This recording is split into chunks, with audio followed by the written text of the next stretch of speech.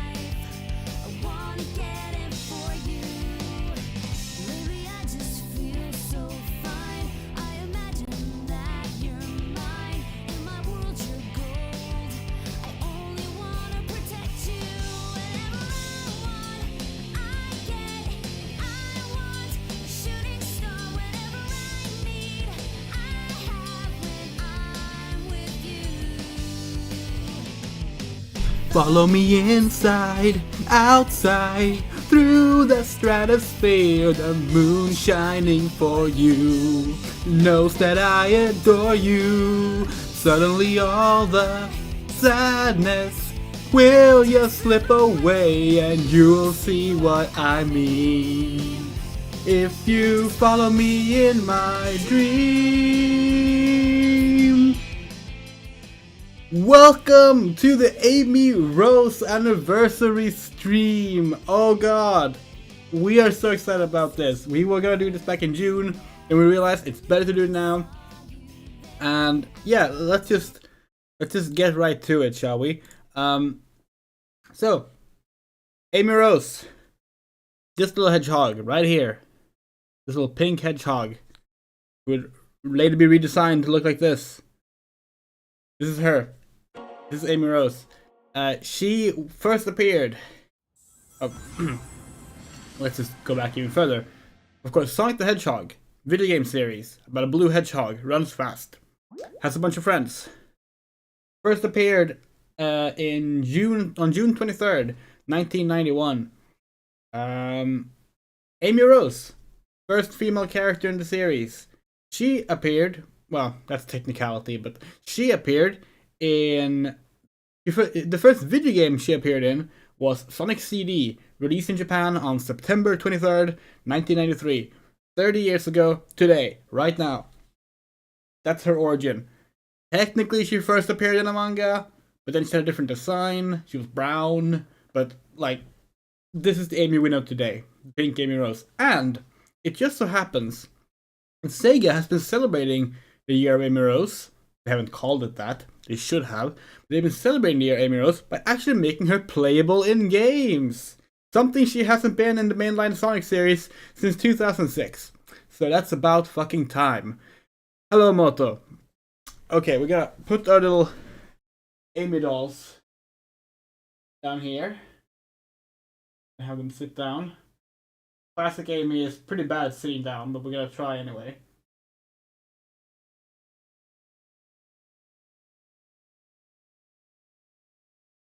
Turn the hammer a little. There we go. Okay, so Amy Rose, one of our favorite characters growing up, still one of our favorite characters. Our favorite Sonic character for a very long time, up until like Blaze the Cat came out. But anyway, so Amy Rose was made playable in the original Sonic games, the first Sonic games, which she wasn't playable in. So that's cool. So for Amy's 30th anniversary, we will be playing through the original Sonic games with Amy. Now, we would love to say we gotta get through all of them today. We won't. Sorry. We actually have a lot of stuff this weekend. We couldn't take the whole weekend off the stream. It's actually really bad timing, right? Because, like, today, the 23rd, is like the Pride Parade, and like the local Pride Parade, and we're like part of organizing that, and you know, of course, we're gonna walk in it, and then there's like a bunch of events that we take part in, and like it's really bad timing. It's really bad timing. We should have done this back in June, but then it wouldn't have been Amy's anniversary, it would have been Sonic's anniversary, and you know, it's not the same thing. So anyway, this is Sonic Origins, the remastered release of Sonic 1, Sonic CD, Sonic 2, and Sonic 3 and Knuckles. We have never played Sonic Origins. We boycotted it on its initial release for a variety of reasons we won't get into right now. But this is the Plus version, which adds Amy. We think it's Anniversary Mode, if you want to play as Amy, but first we're gonna check out what this map thing is. Oh, that's cute. Yeah, we've seen this. This is an alternative way of looking at the menu. This is South Island, West Side Island, Angel Island, and the Little Planet tied to... Oh, what is the place Little Planet is tied to? I don't remember now. Our Sonic knowledge forgot. Oh, there's the 3D Blast Flicky's Island. That's Flicky's Island. And that's Dr. Robotnik's island from Sonic Spinball, we think. That's cute. What's Island Tour mode? Oh, it's literally just... Look, there she is. There she is. Hello, Nadine. Oh, look, she did a post. Yay. Okay, let's get to it. Anniversary mode. Start. Oh, there's a mouse cursor on the screen. Let's get rid of that. Tutorials? What? No. No, fuck you. Oh no, we get the cutscenes? Oh. Okay, yes, we get the cutscenes. Hello, Louise. So these cutscenes were added in Origins. They're like little animated intros and outros for each game. They're cute.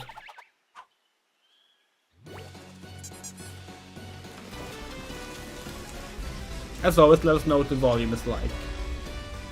If we need to lower the game, put the game up, lower the microphone, etc.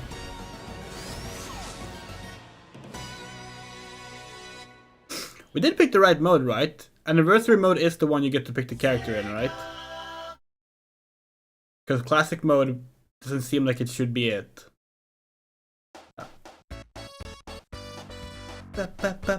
Oh, press button! That press start thing was... Oh, yeah, there we go. That press start... That said press start in, like, the prototype build of Sonic 1. But it wasn't featured in the final game. Oh, look at her! You get more animation than the rest of them. Well, Tails has his tails, of course. Green Hill Zone! So let's see here. Because Amy can, like, bring out her hammer in the jumps. I think it's only in the jumps, though. Does she have to do that to, like, hit the enemies? Or can she bounce on them normally? She can, okay. There's, like, an extra reach in the jump.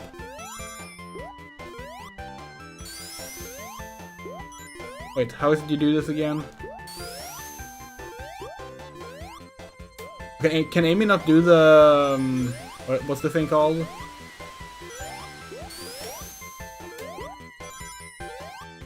The Sonic Mania thing? The drop dash. Did we forget how to do it? We skipped the tutorial and knocked that it was there. Now it feels silly. Hold on, maybe we can like... There's no control menu, okay. Oh well. Yes, Amy's Pico Pico Hammer became her staple weapon in Sonic the Fighters, which was the Sonic the Hedgehog fighting game, released in 1996, we think. Must have been 1996, maybe 97. I think it was 96. Also known as Sonic Championship in Europe. Special stage. And if you don't know what a Pico Pico hammer is, it's basically a toy hammer that makes like little noises when you hit with it. They also appear in the Tales of series as like a staple attack. You can like summon a hammer to drop down on enemies.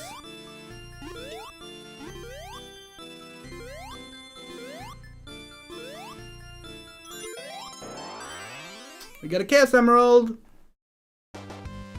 Oh yeah, we also have some tea. We have some nice strawberry rose tea. But we don't have an Amy mug, so instead we have like Sonic, Tails, and Knuckles. Oh wait, Knuckles is over here. We have the rest of the main gang cheering her on. So Amy Rose was first playable in Sonic Drift, a racing game for Game Gear, released in 1994. And that same year, she was also playable in Sonic the Hedgehog's Game World. It was like a little mini-game compilation on the SEGA Pico. The SEGA Pico was a like edutainment console. Like, it was just for like learning games. We played it, by the way. We played Sonic the Hedgehog's Game World. Not very fun. Hello, Juan. But it's still cool that it was like the first game you could walk around as Amy in. You know, that's pretty neat. And next, Amy would be playable in Sonic Drift 2, of course. And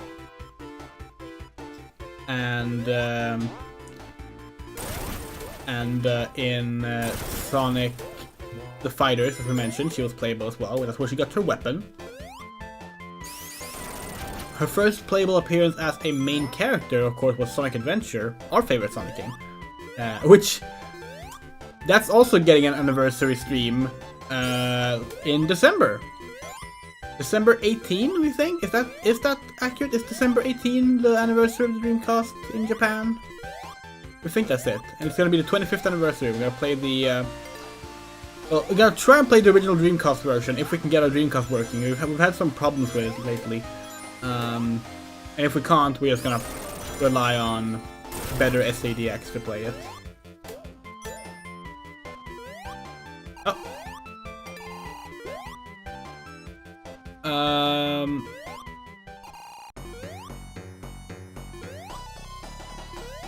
Yeah, sort of. The Peiko has a Pokemon game, right? That's what you're referring to.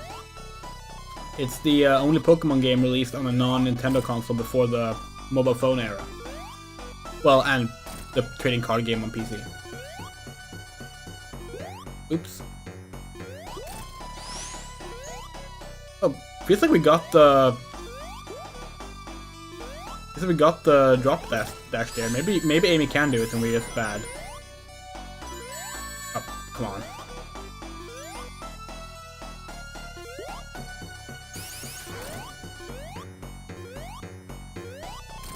Wait, how many hits is the fucking original boss fight? We don't remember it being this many. It's ridiculous. What were we saying? Yeah, just like the original Sonic CD manual mistake her for Sally, right? That's actually like, that's the thing, like, Amy and Sally were kind of the same character in early concepts, because like, it was basically, it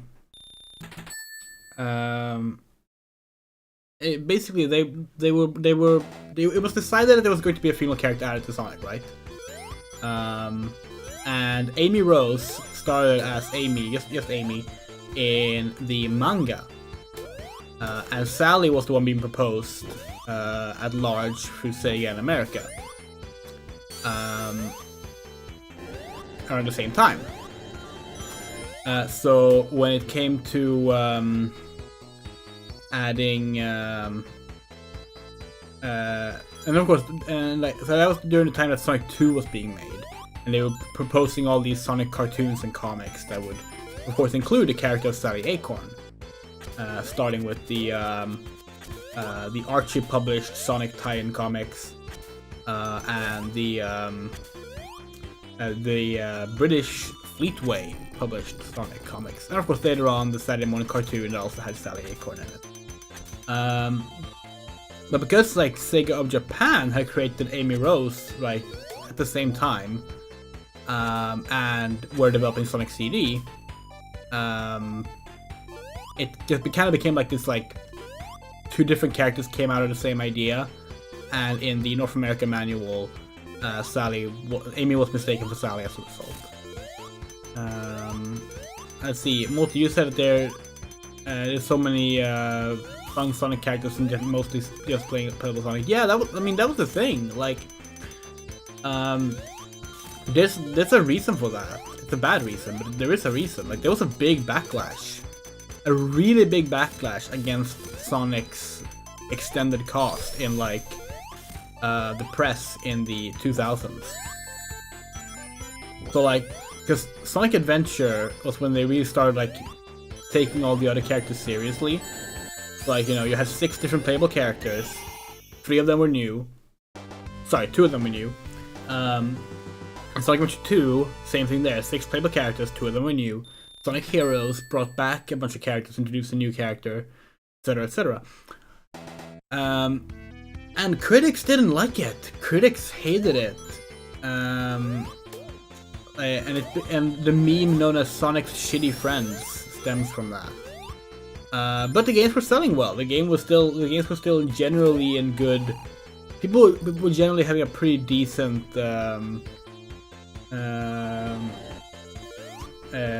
people generally had a pretty decent opinion of the Sonic games at large, right? Fuck. But then after Sonic 2006,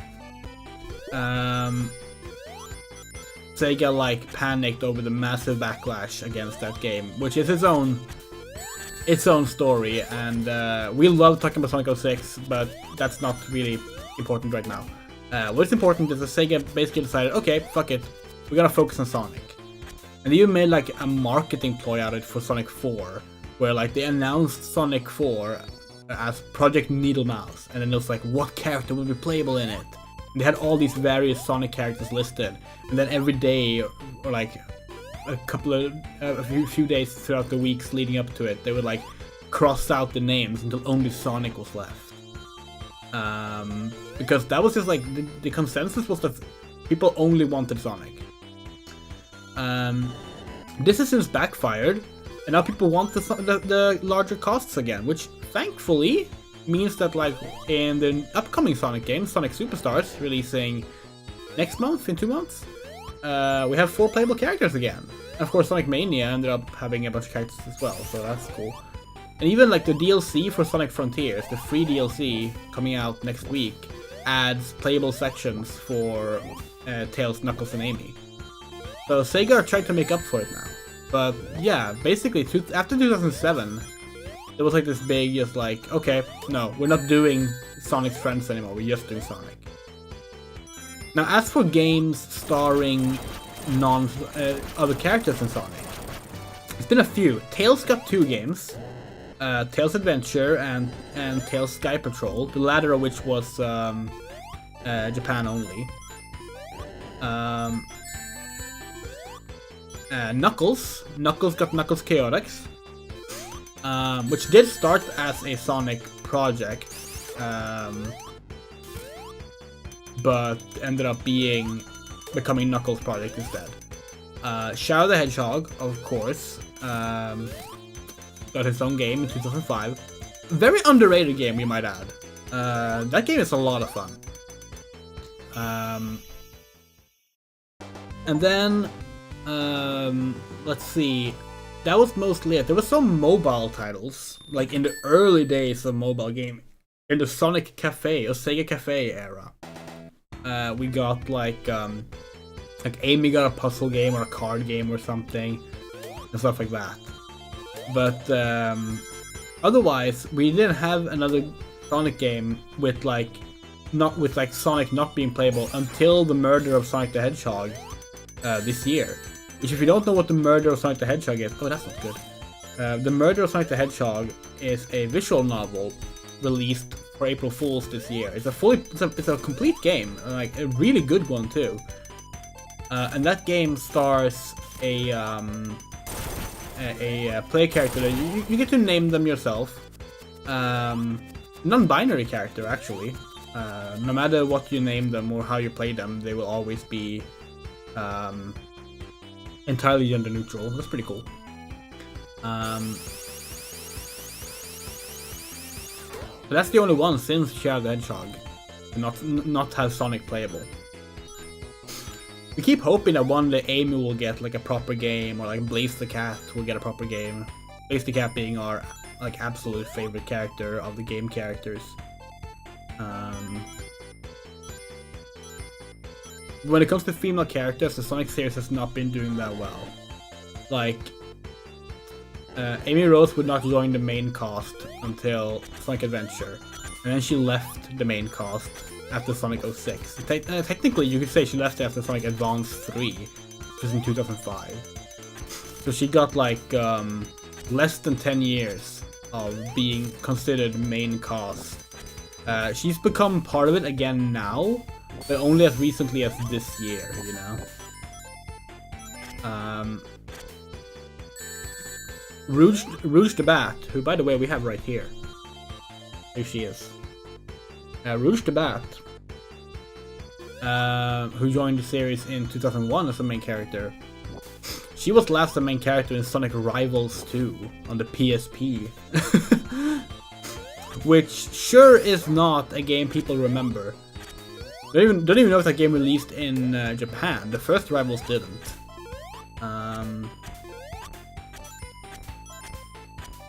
Blaze the Cat, again our favorite. Joined the cast in 2005. Last playable 2007. Technically, you could say she was playable in Sonic and the Black Knight in 2009, but like, it's as a minor role, and it's technically not even her. It's just like they reused her character for the role because like they had all the various Sonic characters play like different versions of different versions of like Arthurian legend characters. How do we do if we mess that up?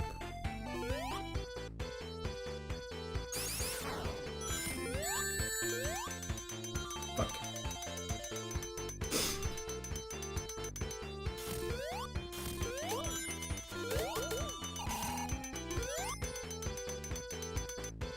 This would be a good point to mention that we don't like this game. Like, the Sonic franchise, we love the Sonic franchise, you know? Sonic 1, never been a fan. And we're also not very good at 2D platformers. Like, it's just not our genre of gaming. We prefer 3D platformers. As we mentioned, Sonic Adventure is our favorite Sonic game, and that's a 3D platformer, of course. Yeah, Sonic 1 has very annoying, puzzly stages like this. But hey, we haven't died yet. That's something. Not that it matters, because in Origins there's no like limited lives like there was in the original, which is good, by the way. Like, extra lives is just like a holdover from the arcade era of games. We had to pay every time you wanted to try again. And as far as we're concerned, it should never have been part of like home console gaming. Fuck! Wait, where are we? Is this the right way? Yeah, it is.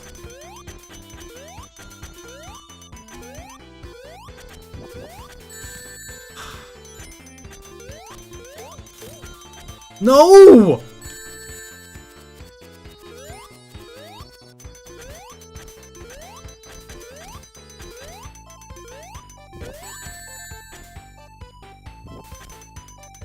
Oh, great.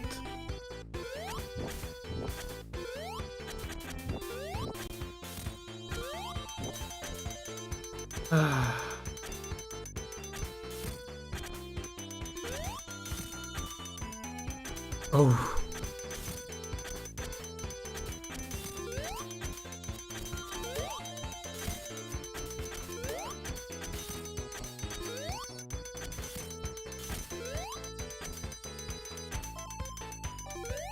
No. First death. That's what we get for saying we haven't died yet.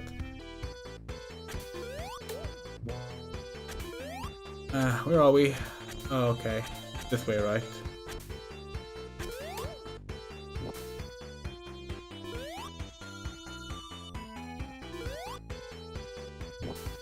Yeah, part of us did consider to start with Sonic CD. It is Sonic CD's anniversary after all. But we figured it would be more fun to actually play through the full series, you know? Just with Amy. Because that's the first, you know? You couldn't do that in like an official release of the game until this year, so like... This feels like the wrong way.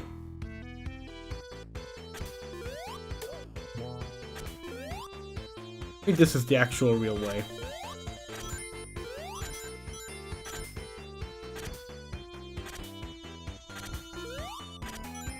Yeah, it is.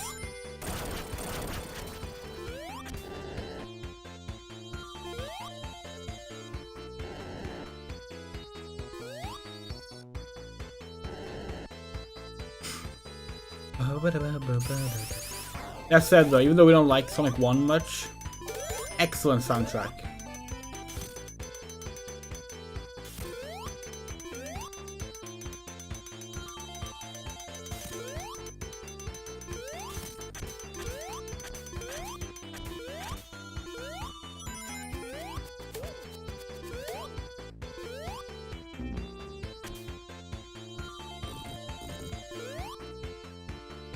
We really like Amy's sprite as well. They really translated like we don't know who did it, but like the sprite artist really captured Amy perfectly in like the classic style here. Her art style actually changes between like the games, so like they didn't just make one sprite and stick it into each game. Like they did like different ones with different art styles. Well, it's probably the same one as Sonic CD actually, because Sonic CD kind of has the same look as Sonic 1. The Sonic 2 and Sonic 3 of course looks pretty different. Yeah, Green Hill Zone tricks you into thinking Sonic 1 is fun. Yeah, that's a good way to put it. Like, we have beaten Sonic 1 as a child. Oh, come on. Well, we did. We have beaten Sonic 1 as a child, you know? Like, we were fucking, like, 6 years old or something when we first beat this. Fuck. But it's bullshit. Like, it's complete bullshit. And this is far from the worst stage. Because Labyrinth Zone exists. I don't remember it being this tricky though. This is actually very unforgiving.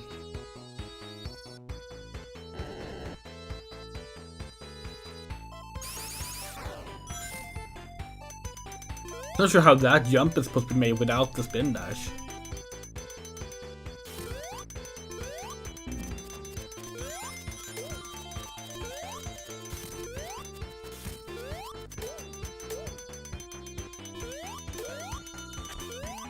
We also have the boss level left after this too. I'm pretty sure that the place we died was like near the end of the temple section.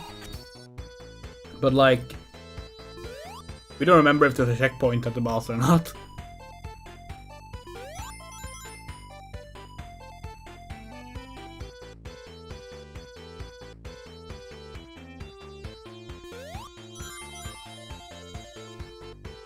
Yeah, even though today is the only like anniversary day, we will keep playing this. We actually want to do like a little thing where we play through with Amy and as many Sonic games as possible.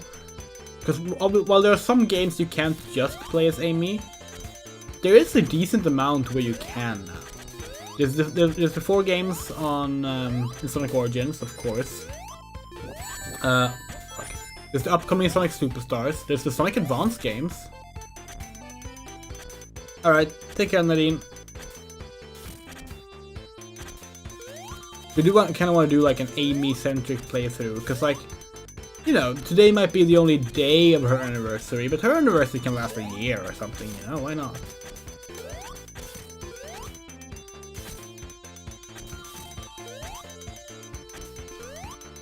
This part we're not sure how to do. Okay, no, we got it. You have to like jump now. Now like... Damn it!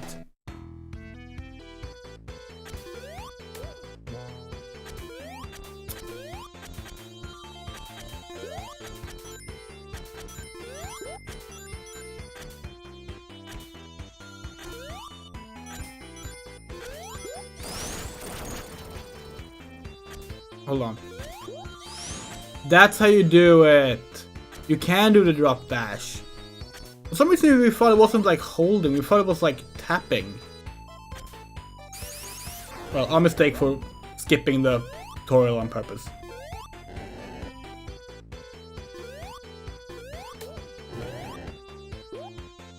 Fuck.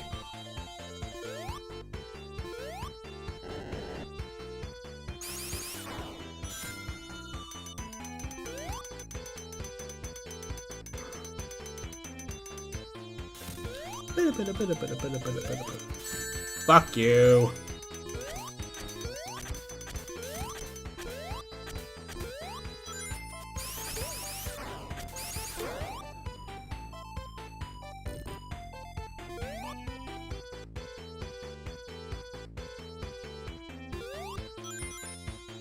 Sonic Heroes. We hate Sonic Heroes. Like, legitimately. That's our worst 3D Sonic game. Like, by far. We have actually played through all of Sonic Heroes on our old channel.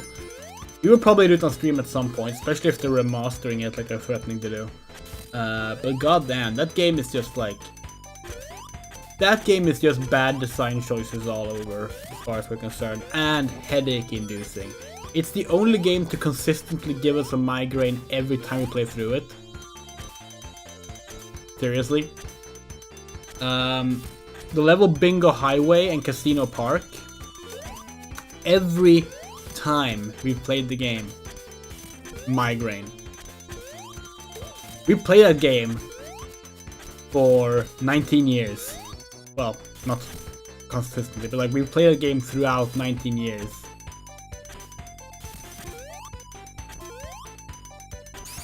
Oh, come on! No! What the fuck? How are you supposed to do that?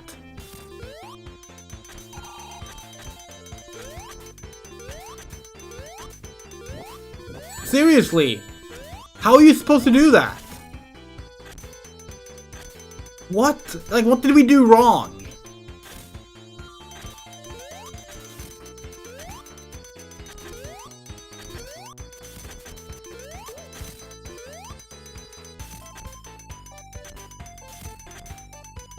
These are uneven.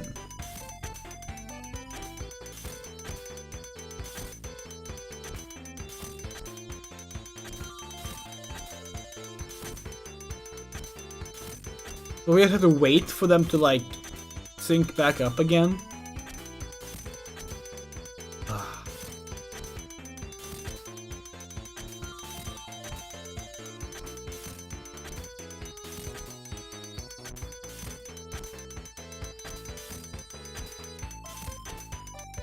His aim is cute.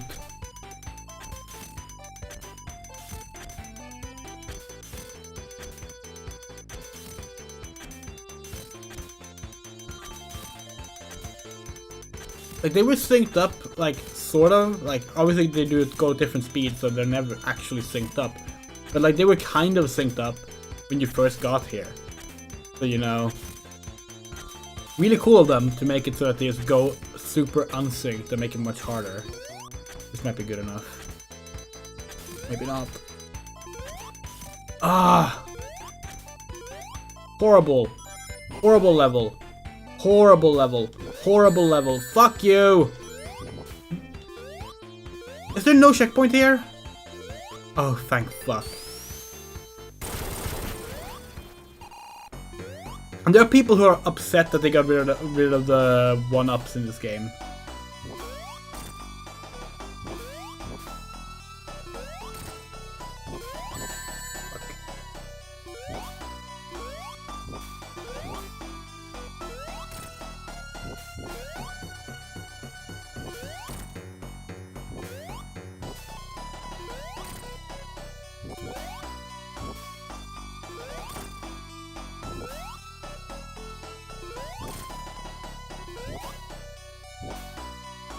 Oh, we should have like dug up our old Sonic Adventure poster with Sonic and Amy on it. We could have put that up on the wall behind us. Since our lesbian flag isn't up right now. The reason that one isn't up right now is because of Pride tomorrow.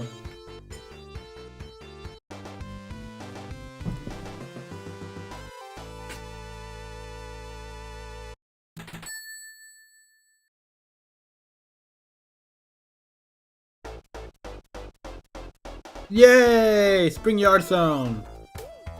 It was originally gonna be called... Oh wait, hold on. Oh no, our Sonic prototype knowledge is fading. Oh, what's this called? Damn. We used to know this by heart. It had a different name. Oh well, it doesn't matter.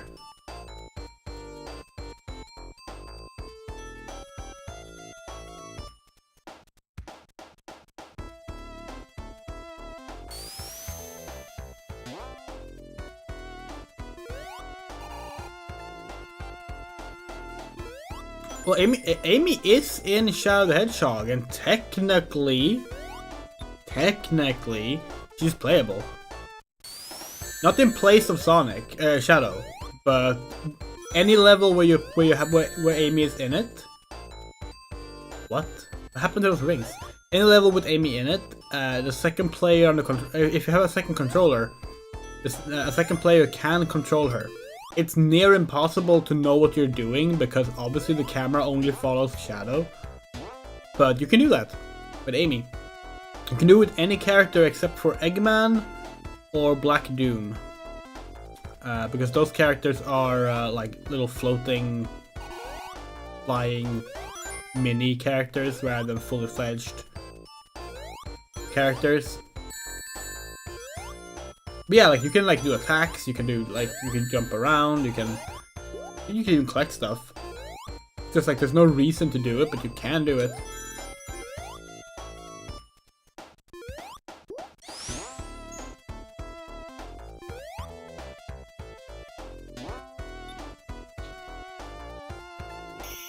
Oh, we're not gonna get any more Chaos Emeralds this time around, are we? Not that you need them for Sonic 1, right? There's nothing you unlock in Sonic 1 with the Chaos Emeralds. It's only in Sonic and Knuckles.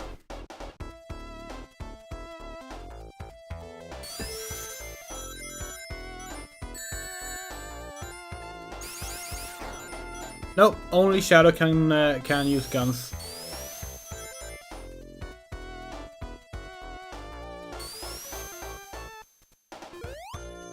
What if there's a mod for Sonic 4 that lets you play as Amy?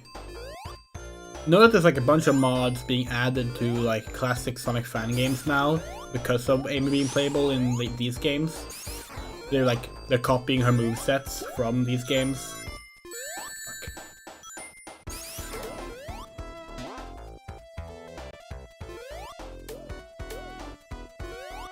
Like the fan-made remake of Sonic Triple Trouble, which seems really cool, by the way. Added Amy in a recent update.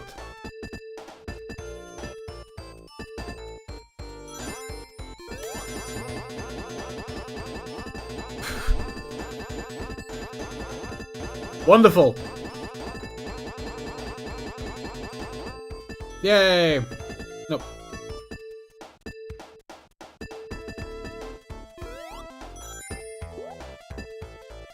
Yes.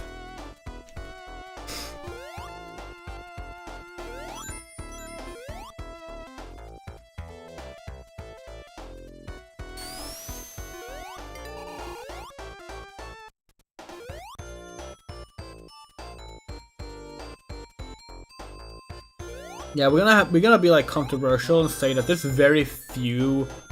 These are normally called pinball or casino levels. We're gonna be like the odd ones here. Very few of them are actually good. Yeah, if there's an Amy Rose mod for Sonic 4, we will play that after Sonic 3. We will add that to the list.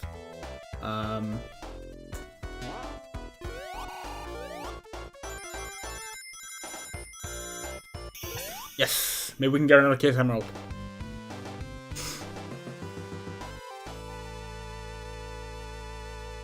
Amy's signpost is really cute as well. Like, the sprite work's great. Like, the sprite work for this is really good. It's a shame this isn't the version of Sonic Origins that released a year ago. Well, a year and a half ago. I mean, it doesn't matter now. We did buy it now, so like, you know, they got our money regardless. But they would have gotten our money a year earlier if this was the version they released at the time. If they didn't have any bunch of pointless, like, here, buy the deluxe edition and get the fucking world map menu DLC or whatever. Like, fuck you! Ah. Oh. Coins. Yeah, sure. That's kind of them.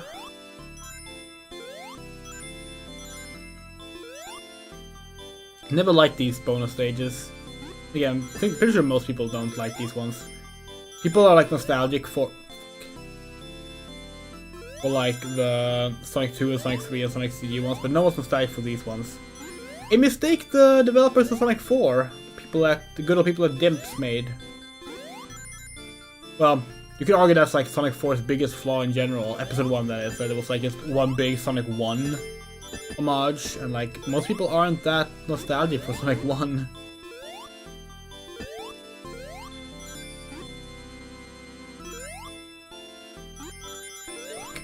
Okay.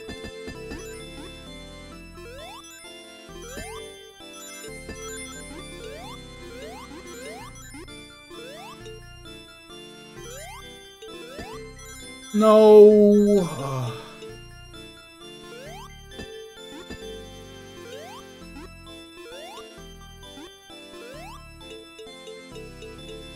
Okay, got it. Maybe, maybe not. Fuck. No!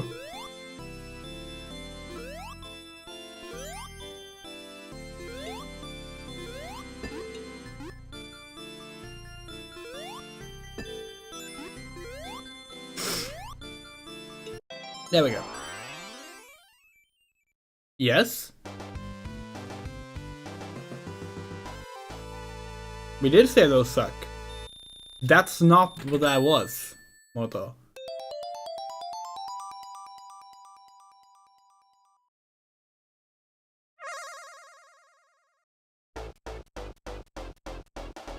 Extra lives is bullshit because you lose progress. They're designed to take away your progress that you already made. Because they're remnants of when you have to pay for stuff. In this game, you don't really lose your progress. You can collect coins to reset special stages. But no matter how many times you die in the levels, you will always respawn at the latest checkpoint. You won't respawn at the latest checkpoint 5 or 4 times and then they decide, sorry, now you have to play from the start of the game. Because that's bullshit. It doesn't make a game harder. You already showed that you can do the thing you need to do. It just adds tedium. And it made sense. It made sense in the days of arcade machines, you know? Because all the income those games got was from retries. Fuck. Okay. But the fact that it like became a standard in the 80s and 90s console games just suck. Sonic games would keep 1-ups up until Sonic Forces, and thankfully they got rid of it there. And it's not in Sonic Frontiers, it's not in this, it's not in Sonic Superstars, and you know what? Games are better for it. Mario finally got rid of them as well, but for the longest time Mario just did this thing instead where they like, we're just like, oh, we're just gonna give the player like 1 billion extra lives instead. It's like, well, what's the point then? Why not just not have them? Why waste time designing the game to like give you more than you need when you could just not have them, you know?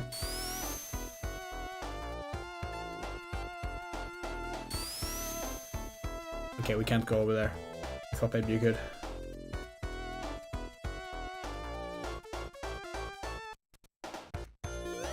Yeah, the coins replace the coins that you get the way you got 1-ups in the old games, allowing you to retry special stages. That's fine. Special stages are optional. They're not progress based. And choosing if you want to use them, that's cool. We're completely fine with that.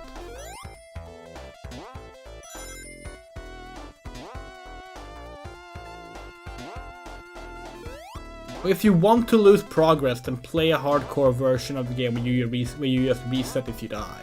Like you can, that's the thing. Like that's the thing we never understand with that argument. Like you can do that. Nothing ever stops you from resetting a game. You know, nothing ever stops you from resetting a level unless the game doesn't allow it. But in the case of a Sonic game, you can. It's restart right there. Like this idea of like, oh well, I like playing games with more of a threat to the deaths. Okay, fine. Play that way then, you know? Sorry the game isn't hand-holding your death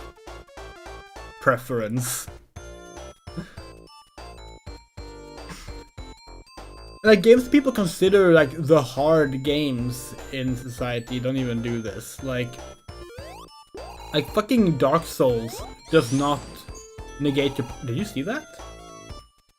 What was that?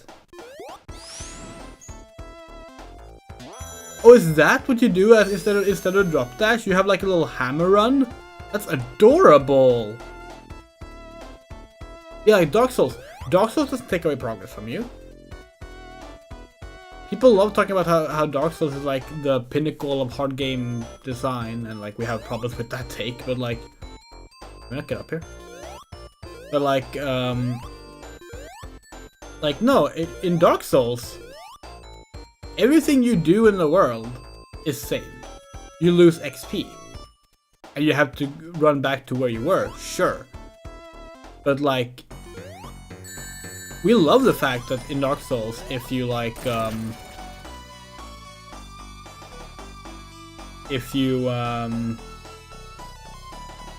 Eggman?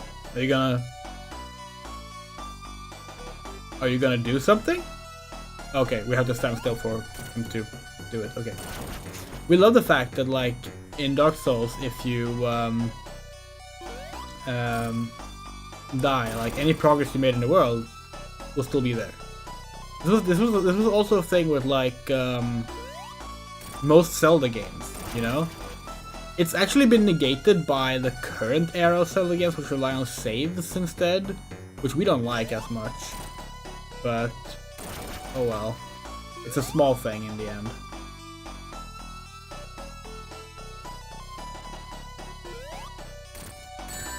Fuck. Oh, fuck you.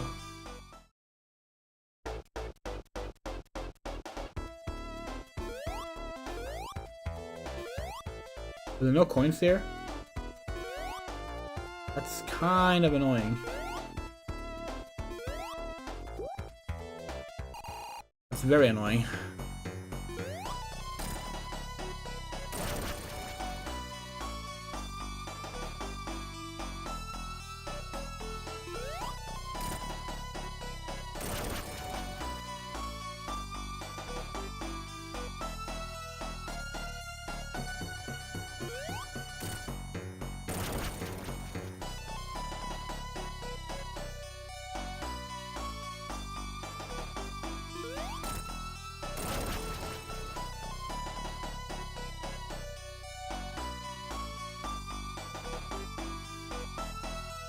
Oh, we forgot to jump at Eggman.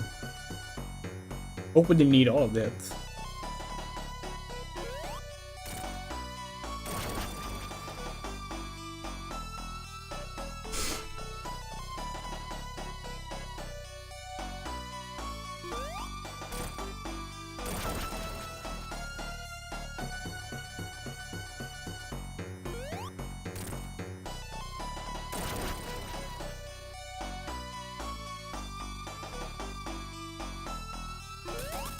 Yay!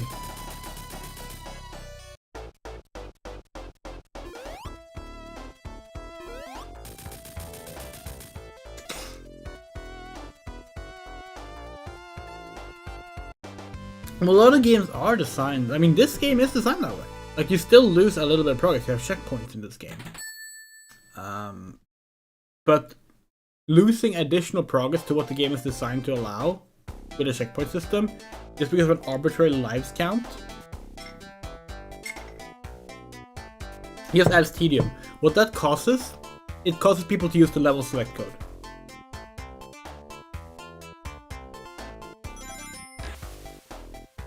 Anyway, welcome to the worst stage in the game.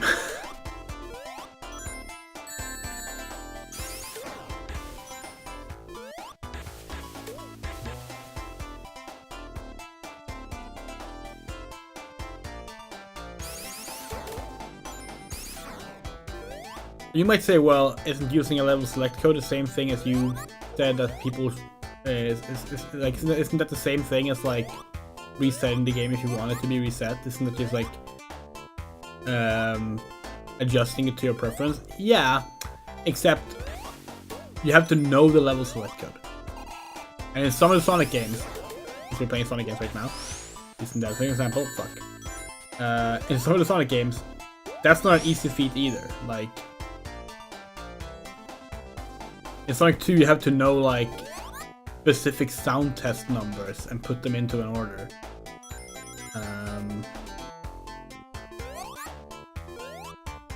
There's no built-in simple level select.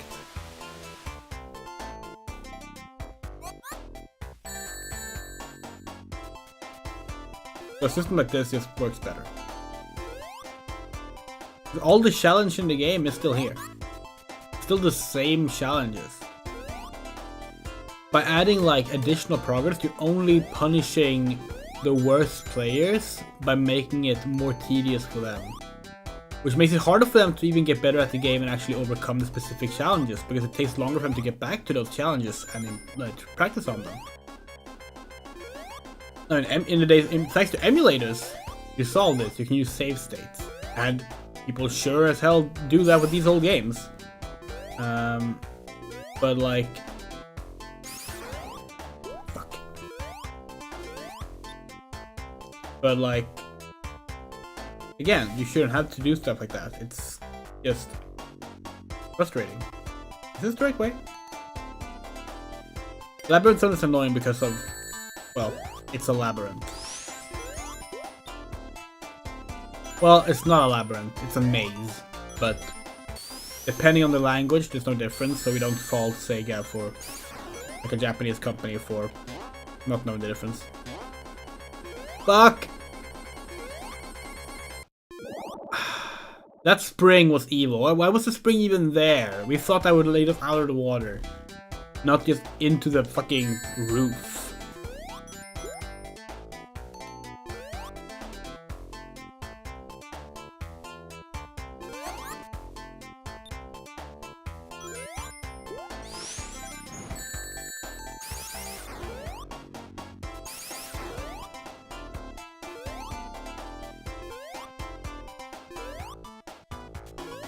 Yeah, but that's the thing, you just said something. You said hardcore Iron Man. Those terms come from people changing how to play the game. Those were not the intended ways of playing the game either. Again, that's what we're saying, after all. Like, you can always make the challenge more tedious for yourself if you want to. That option is always there. Pretty much any game allows for it. It's difficult to make a game that doesn't allow the player to make it more difficult, you know? Because in the end the player will have control over the game itself.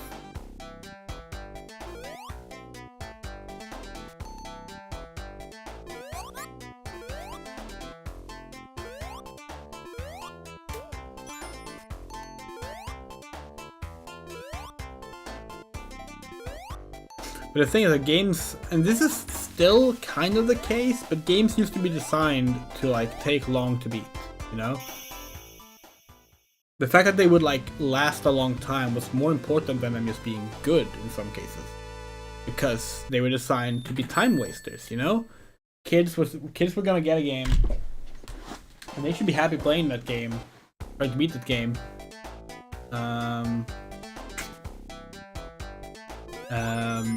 It should take them a while, because who knows when they'll get another game, you know? It wasn't like today when like a new game releases every day, and access to new games are always a thing. In a lot of cases, like, kids themselves can afford hundreds of games, or have access to free games, or they have, you know, a subscription model their parents have given them access to, allowing them to play hundreds of games. So like, that's the thing, like that's the main reason they're still there in the end, is to make the game seem longer. Sonic 1, if you don't die in Sonic 1, Sonic 1 is not a very long game, you know? But if everyone's experience back in 91 playing Sonic 1 was to just beat the game without dying once, no one would have played the game for longer than 2 hours. And that would not have been a sign of a good game.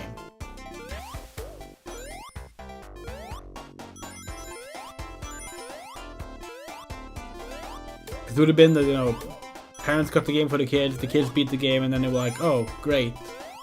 Now the kids won't stop complaining about not having a new game to play, you know? Where's the Switch? And yeah, RuneScape Hardcore Iron Man. Like, that's the thing. Like, these days you can set the game to that. But that stuff started as just, you know, players... like...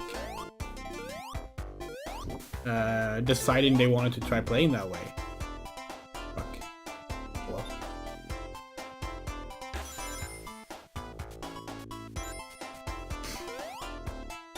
So, fun fact. We can get a better shot of it. Okay, yeah, perfect. To the left of Amy here. Wait, we have a mouse cursor. Right here. See this tile? This has been interpreted to be an owl. This is why there's an owl civilization in the Sonic movies. Now you know. In fact, those same, these original sprite tiles were recreated with as stone tablets in the ruins that Sonic, Knuckles, and Eggman are in at the end of Sonic 2, the movie. Those Sonic movies are like ridiculous deep dives into Sonic lore. Like, they have crafted their own version of the Sonic world. Like, there's a lot of differences, but like the people making those movies are like mega nerds. There's so many strange deep cuts like that.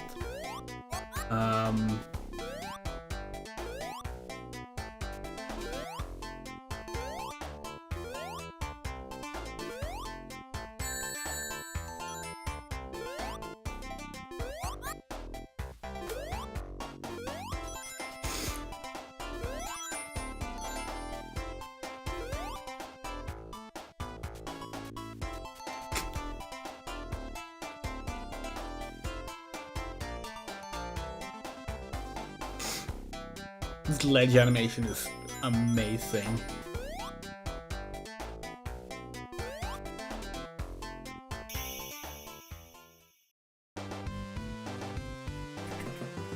Ba-da-ba-da.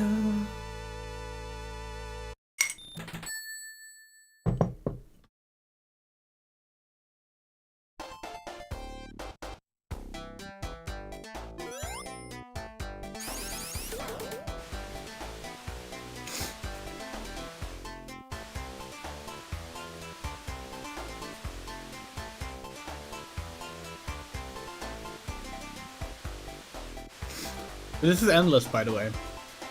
It's right here. You have to jump to stop it. Otherwise you just go like this endlessly.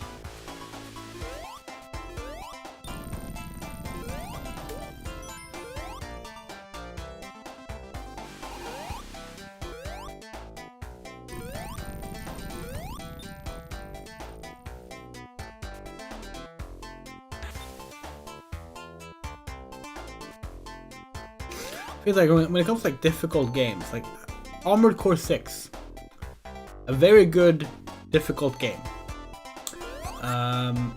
There were definitely some balance troubles with that game, as far as I'm concerned, and so that's been thankfully been fixed through patches. But overall, that game's like design philosophy, we believe in. This is a game that's difficult, challenging. You have to like be really good at the game to get through it. But it gives you the opportunity to get good at the game. And like aren't you supposed to grab onto those? Oh, you just went through it. Oh fuck. We're gonna die now because we got stunned by the... Oh, maybe not. Yay.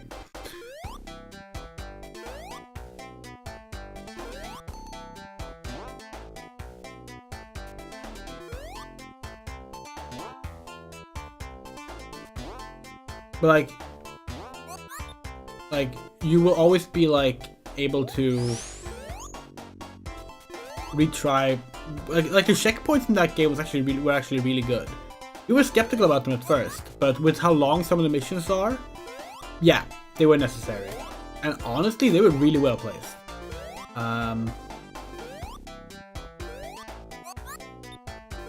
And it allowed for us to actually like learn the fights in a way we wouldn't have if we had to constantly replay from the start, you know. Fuck.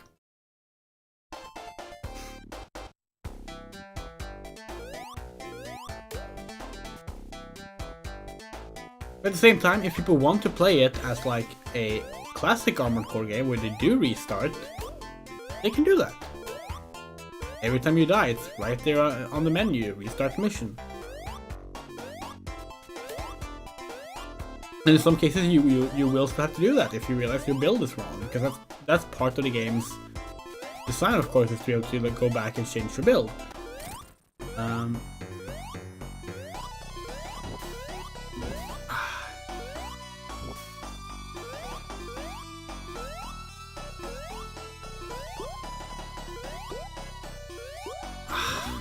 Fuck! Lack of rings in the boss levels suck.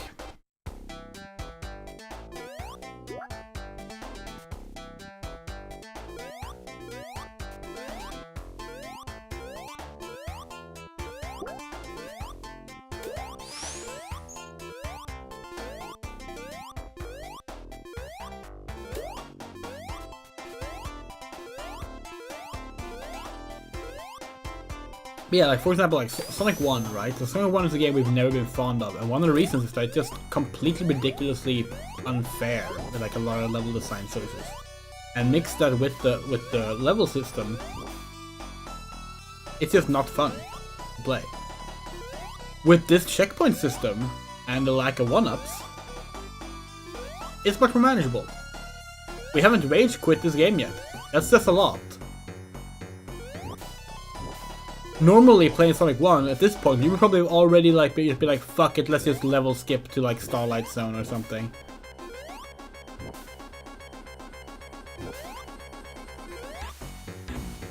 Are you fucking kidding? Not to say we don't dislike some of the other choices with the game, but that particular aspect of this game is much better as a result.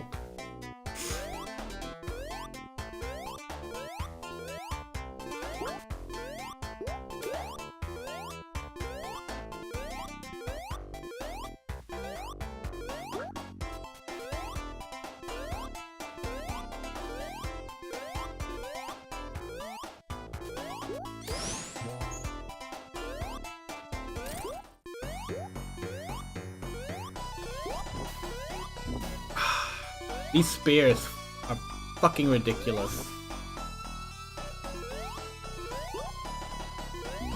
Like, their hitbox are wide.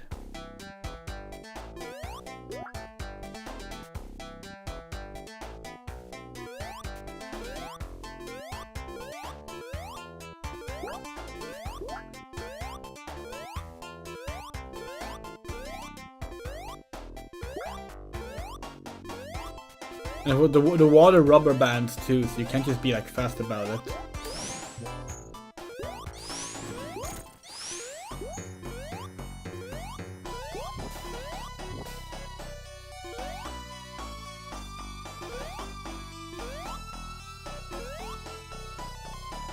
Yep, there it is.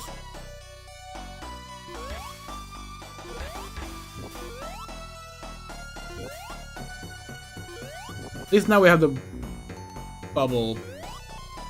How much for that?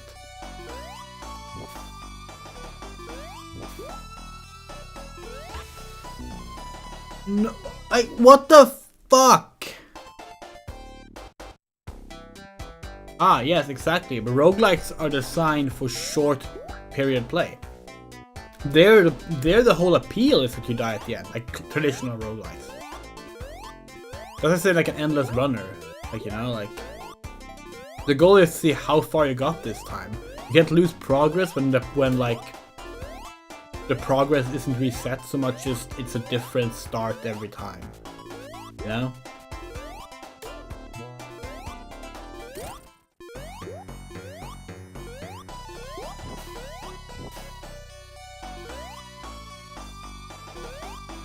And yeah, of course, these days roguelikes are like not even roguelikes. Like, they don't reset anymore. They're like, oh, you get to keep all these things, and you get to like reincarnate as this character with all these things. And it's like, okay, that's cool. We're not saying it's bad. This is bad though. But it is certainly a very different take.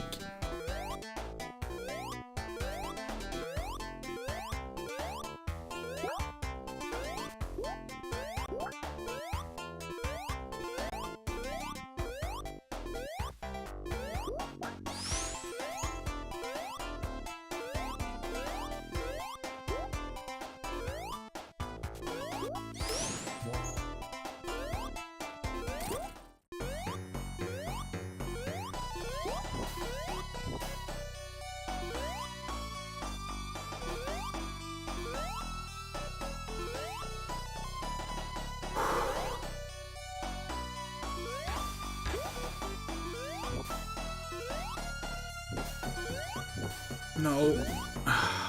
Same place again.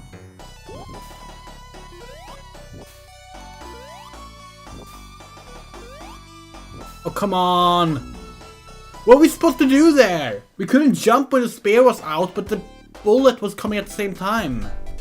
God. The timing on things in this game. We said at the start we don't like Sonic 1, okay? Shit like this is why.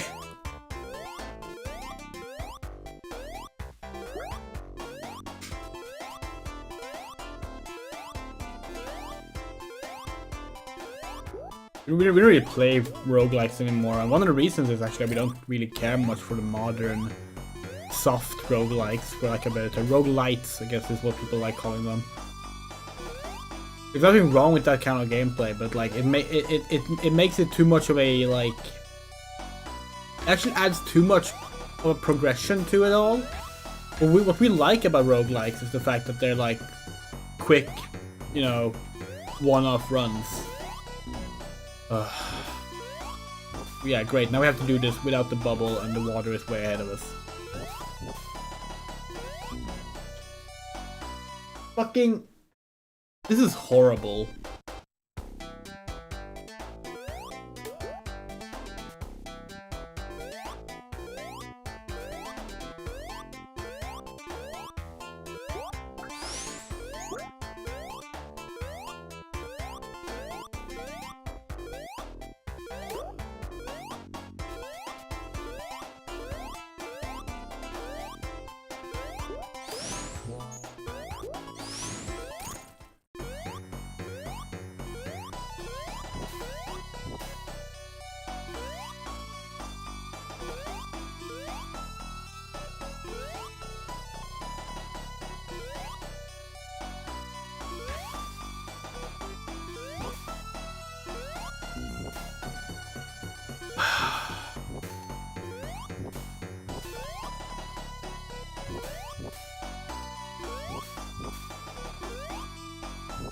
Got lucky with the timing there.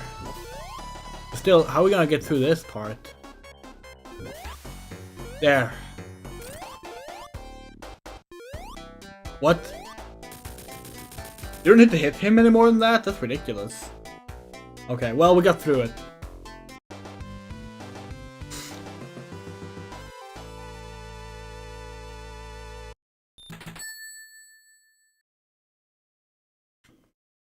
Solid Zone now, right?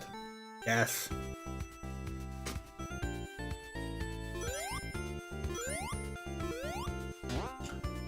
This level is our counter argument whenever someone complains about Sonic games being set in like contemporary cities and such. Like, what do you think Starlight Zone in the original Sonic game was? Look at this. Literally just a city. Like, it has ridiculous level design quirks, of course, but all Sonic cities do.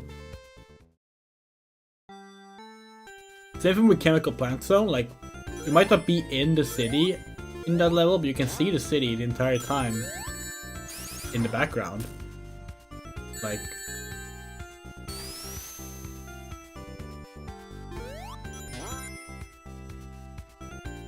not saying people have to like it.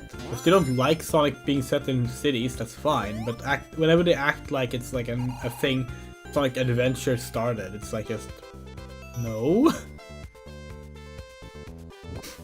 Like literal things since the first game here. Like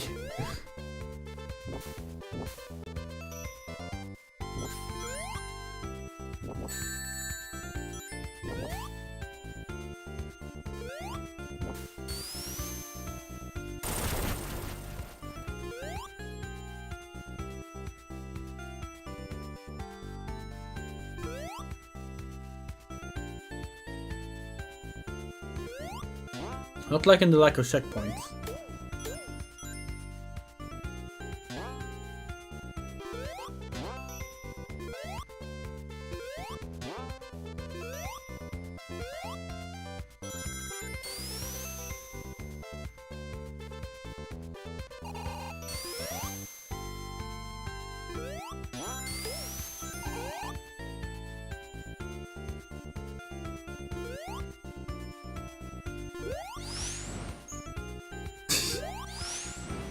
That's so good still.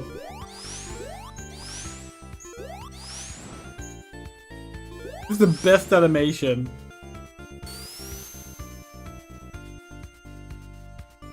Oh.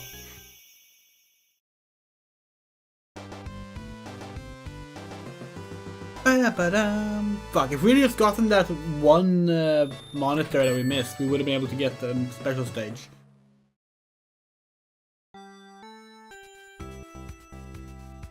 Well, adjustable difficulty is bullshit. Well, there certainly are games that do them really well. Most of the time, they're just not thought out at all.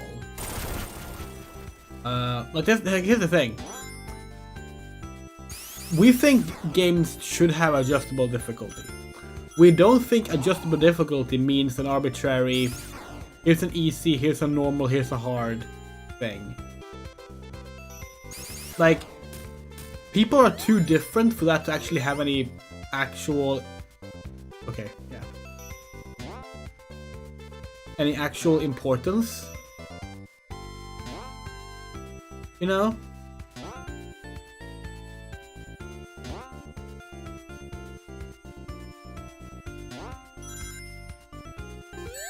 What? Ah, we forgot that those are bombs.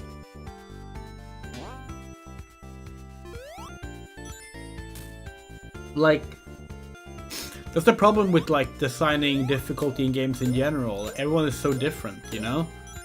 And like, what's easy for someone is gonna be hard for someone else. And when you just try and like make that like, oh, let's just make a version where like the enemies hit less. Like, that's not gonna necessarily make the game any easier for some people. Because like the damage output might not be where the difficulty lies. These levels are short. And this is actually why we think it's way better to just have like more in-depth accessibility options, and then just an honest to fucking god, like skip mode, or like invincibility mode, or like skip segment mode, or anything like that. Because like, in the end, like timing in this game. Like, it's like in the end, like what you have is like a game where hold on, I'm trying to like formulate how to express this thought. Like, we would rather a game allows you to just skip something than for someone to like, let's say, endure something they're not enjoying. And a lot of the time, the way we get around with difficulty. No, Dark Souls, no, it does not. It does not. That's a ridiculous claim. Dark Souls does not have a difficulty mode. Well, that in and of itself is necessarily a problem. There's plenty of other problems with Dark Souls difficulty. But like, we don't think necessarily adding a difficulty mode would solve things. Because then you look at something like Stranger of Paradise, right? Stranger Paradise is a pretty difficult game, but still, it's like for me personally, and again, this is subjective. Well, you just wrong there, Moto. I'm sorry. Like, it is an accessibility concern. It is absolutely an accessibility concern. There are various reasons why a game might be too difficult in terms of what's traditionally known as player skill for a variety of accessibility reasons.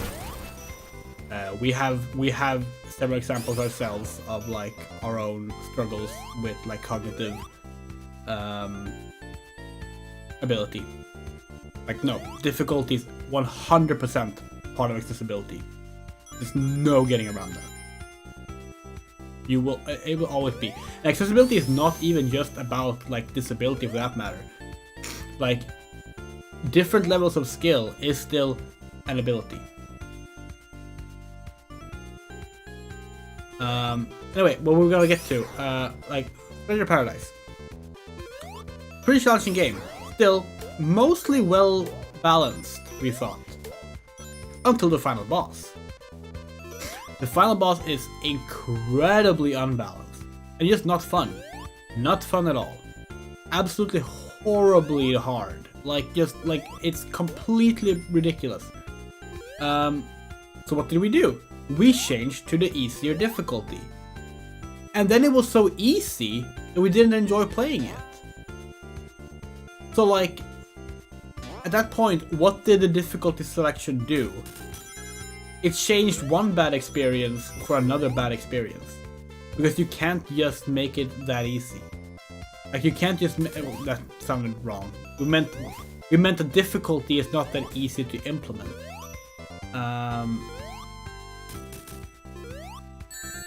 Like, it is incredibly complex. And you just will not be able to, like,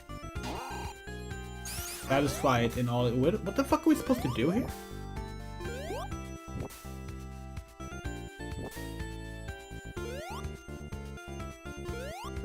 And no, like, hard mode in the open world RPGs is to not grind. That's how RPGs have gotten around difficult most of the time. It's like, oh, you can just grind it. You can just grind past it. Which is also bad design, by the way. But again, you solve this by having just better ways of customizing the game's playability. Including a full-on skip feature. What are we supposed to do? We do not remember this at all.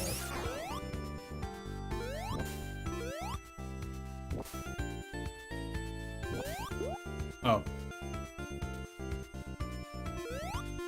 What?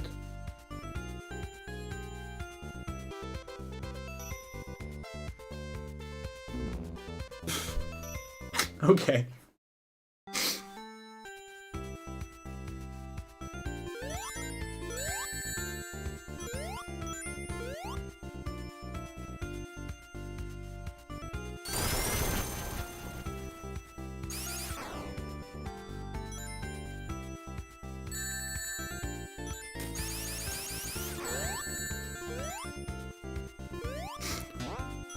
Well, see, a lot of games already have, like, in the difficulty selection, things like, oh, this difficulty gives you the ability to, like, slow down for blocking or dodging. That's an accessibility feature. It is also a difficulty management feature. Lack of a better term. God, these enemies are so annoying.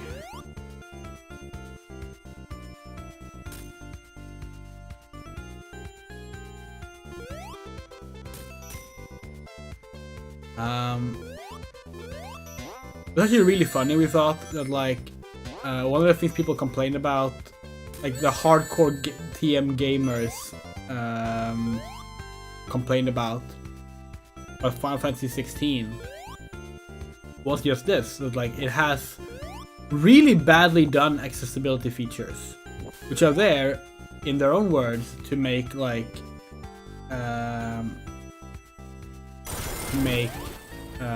the game easier to play if you are not someone who are used to or skilled at action RPGs. And all of the features they put in there are accessibility features. People complain that it makes the game too easy. Like, this is what they complained about before the game came out, let's be clear about that. Even though it was something optional that was already badly implemented, it should have been more accessible than it actually was. Basically, if you don't know, they made it so that you have like a set of rings that give you accessibility features. Like basic features that can help you with, like, if you have trouble with like cognitive abilities, among other things. But they limit how many you can equip, and if you equip them, you can't equip other gear to those slots. Terrible design. But people still complain. It's like, oh, this makes the game too easy. It makes the game too easy, even though it's there to make the game equally easy for people who might not be as good at those games, or do not have the same ability to play those games. This is gonna be an annoying boss fight.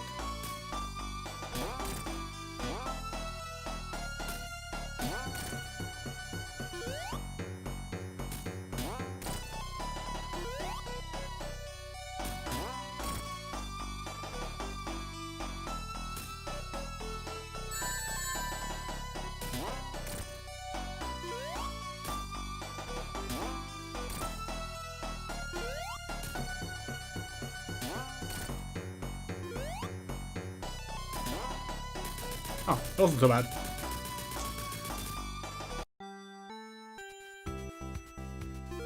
Now, to be fair, Labyrinth 16 is just a not very difficult game in general, which made the whole complaint, but this makes the game too easy really funny.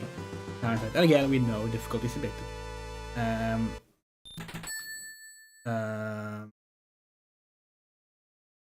But like, those features, if they were just a basic setting you could put on, they would be really helpful. But just those bridges were strange. At least we passed through it, but oh well. There we go.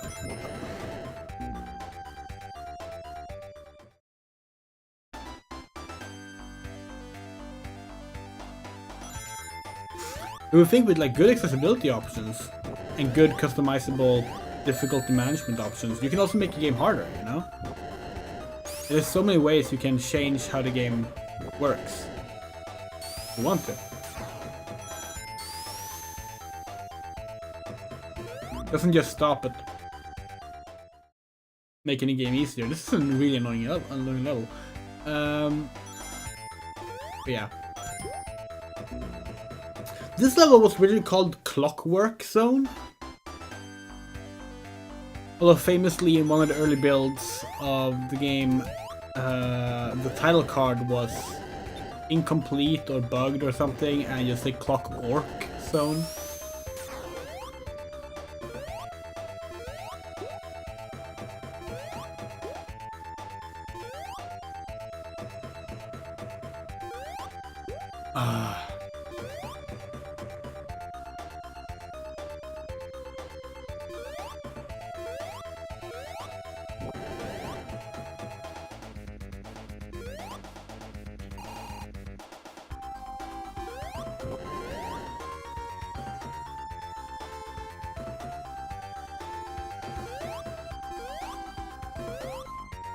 Yay! Well,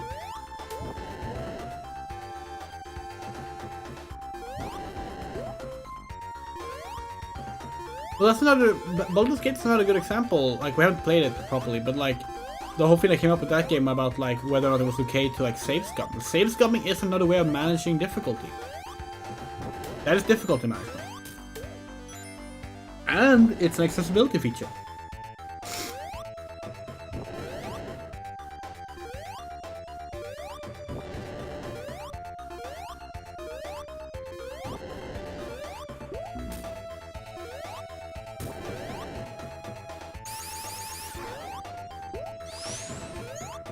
Oh, this seems really annoying.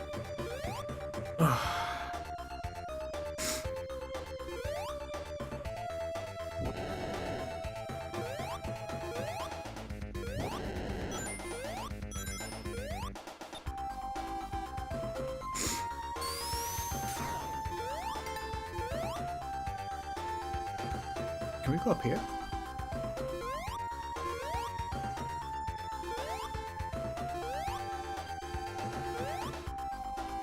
Not from that angle, at least. No. Everyone's favorite Mega Man 2 thing. Oh no, now we're back here again. What do we do here? Oh, okay.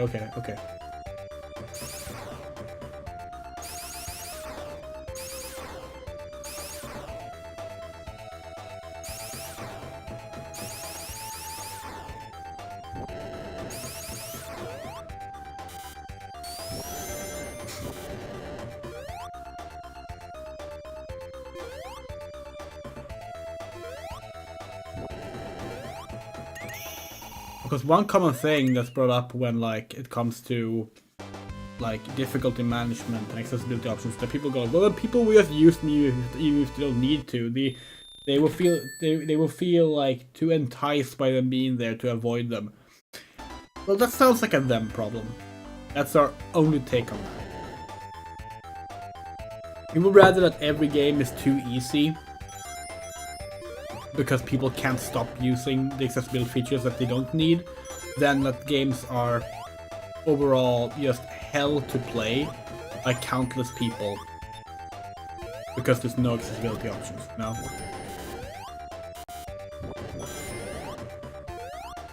And this comes from someone who, let's be clear, personally, we don't use that stuff much. We probably should use it more than we do. Ah, fuck! Considering our issues with a lot of games, but like, we generally don't. Maybe it's just because we're old-timey, you know? Like, we're used to games being fucking bullshit. That's not a good thing. That's just what games were like. Why can't we run on that?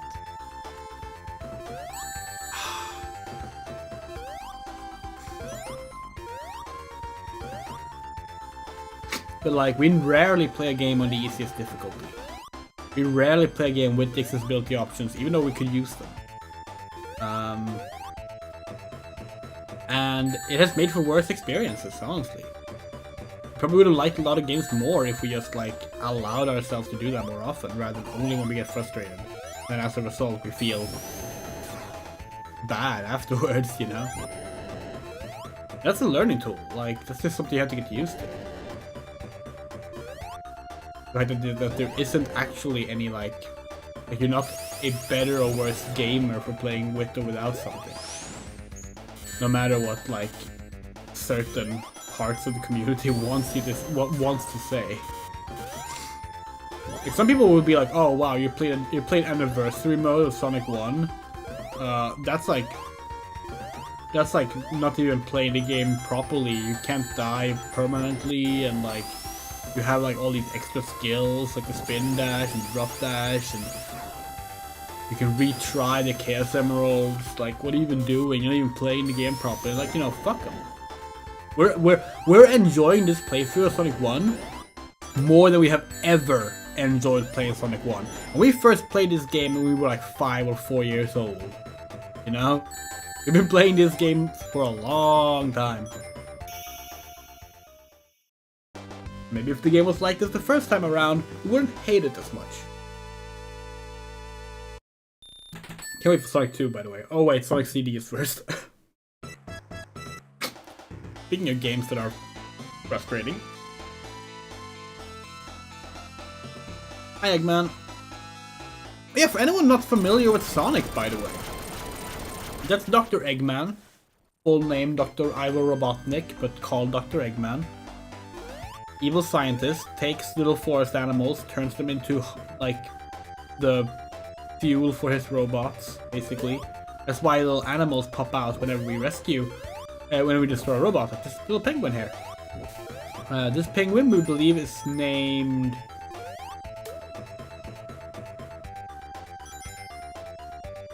I don't remember. They're all named something that ends with CKY, so like... is that like Pocky, Ricky, Flicky, etc. Flicky's the bird, and we think Ricky is the squirrel, but we could be wrong.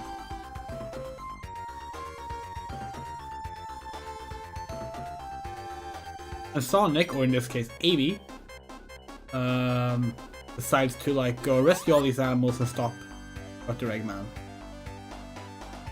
That's the basic plot of the original game. It takes place on an island called South Island, which exists somewhere around like somewhere on the southern hemisphere. Contrary to what used to be believed in the West, yes, the game takes place on Earth.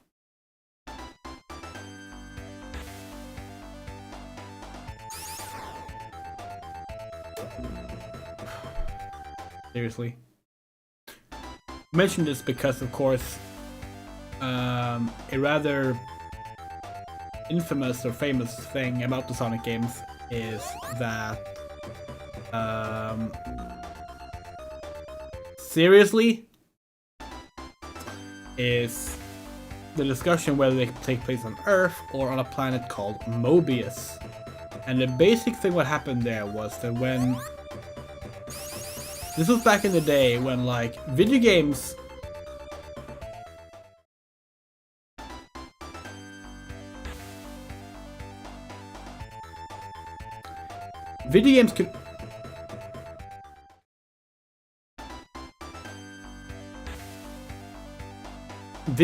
could have different stories depending on the region they were in. Because the story was basically just printed in a manual. So Sonic had a different specifics to the story depending on if you got the game in America or in Europe or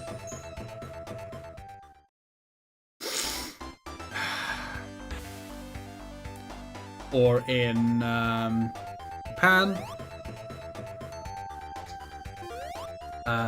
And one of the things that differed, starting with the second game, was that in the West, it was said that Sonic took place on the planet Mobius. This was basically a misconception from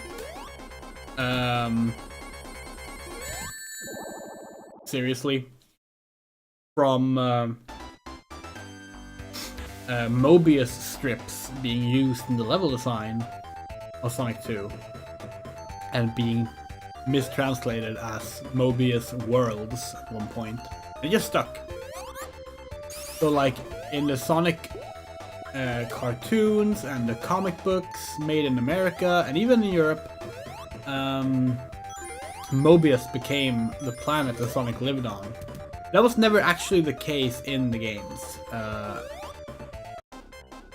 And in 1998 Sonic Adventure, things kind of got relocalized to like be the same in all regions. From there on, it was a bit clearer that Sonic took place on Earth, even if it's like a fictionalized version of Earth that has a bunch of unique places that doesn't exist on Earth.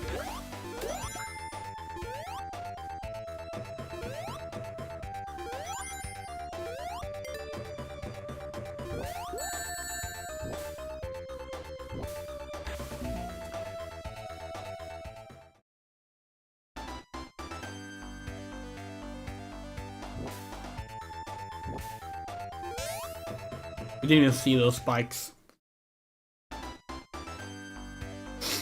Mario, the main difference with Mario is the names, which obviously is something that was different in Sonic as well. We just mentioned Eggman, Robotnik. Robotnik was the Western name, and Eggman was the Japanese name, and now they're both canon. But yes, in Mario, we have a similar thing where like Princess Peach used to be Princess Toadstool in the West. Fuck. Are you kidding? Really? Oh, and there's a big bubble, of course.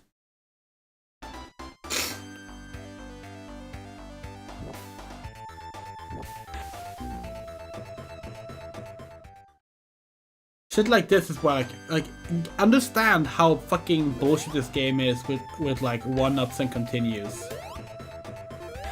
Everything in this game kills you in one hit, after all. Sometimes even if you have the rings to keep you alive.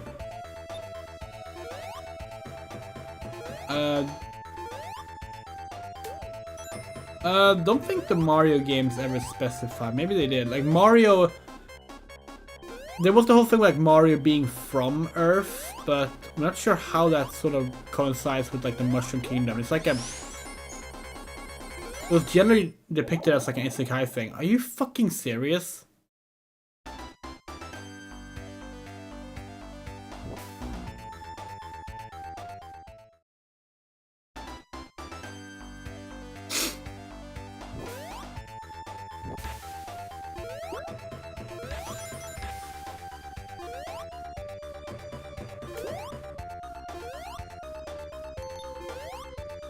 I can't stand this game.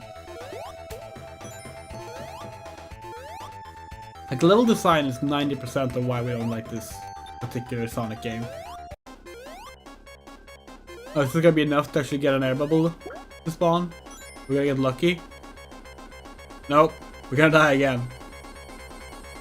We're actually gonna die. Oh, we got it. Yay! We're gonna get another one before we continue onwards because we're not sure what way to go. There. Oh, wait, what? We could have just jumped up here. Well, that wasn't very obvious. Oh no, no rings. Final zone! Yay! Final boss of the game.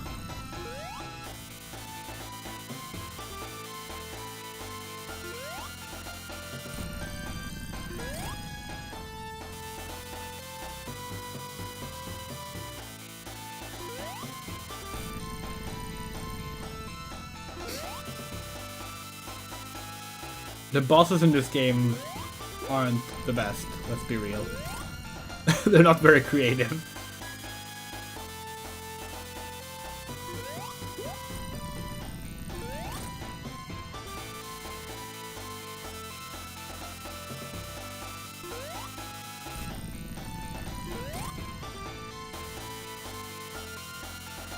Mario's Missing wasn't made by Nintendo though, that was made by an entertainment company, so that's very different.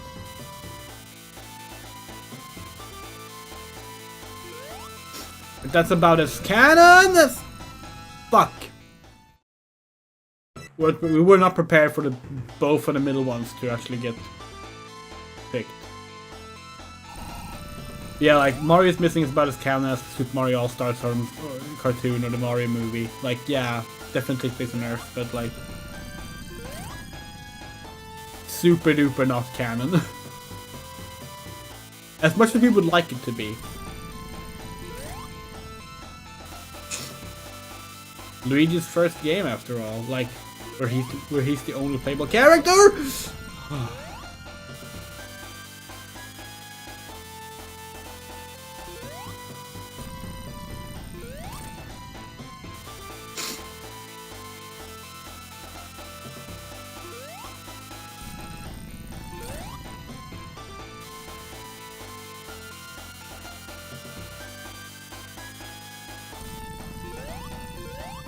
Oh, come on.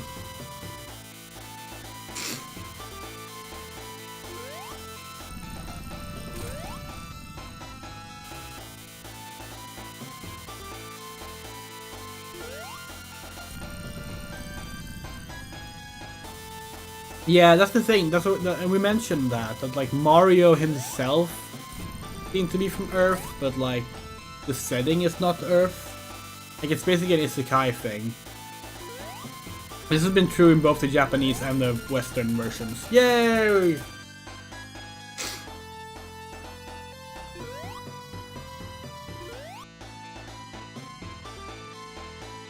We beat Sonic 1! We did not have all the Chaos Emeralds, but that should be fine.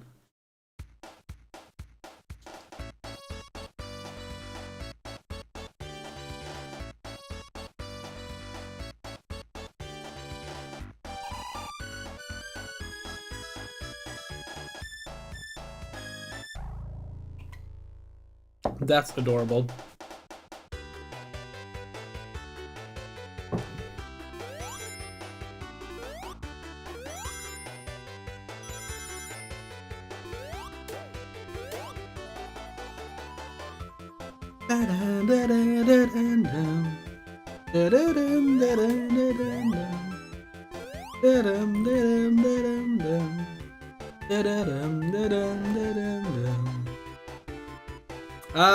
Yu Suzuki, there he is,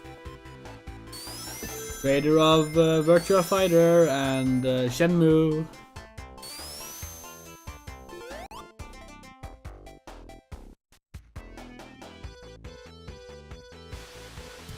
Biggest land, big island. That must be the Naoto Oshima.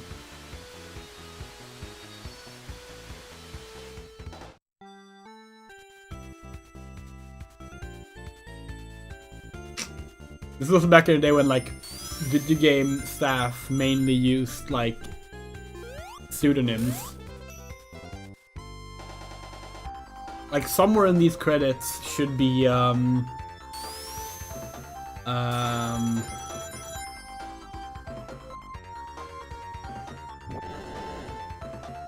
fuck.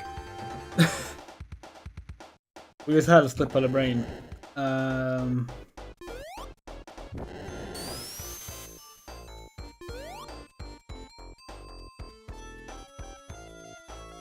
I can't remember. Oh, whatever, it doesn't matter.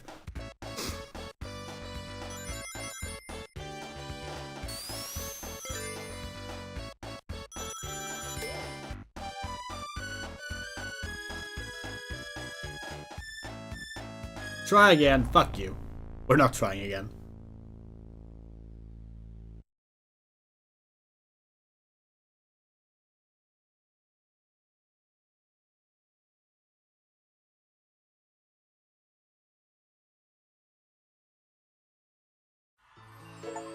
You still get the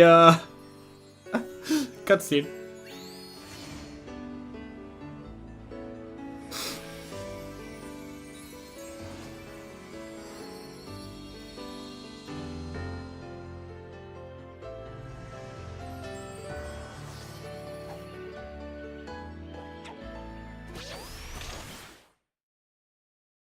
Sonic for some reason got a vision of Westfall Island.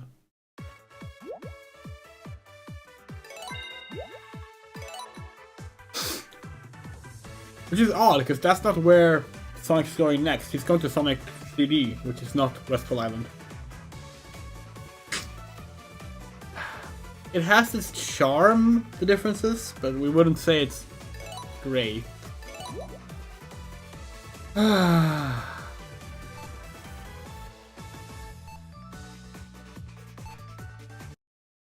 Sonic CD, this game is good, but also has all of the same problems as Sonic 1. Unlike Sonic 2, which is mostly as good. But Amy's here now! Amy's here! Yay!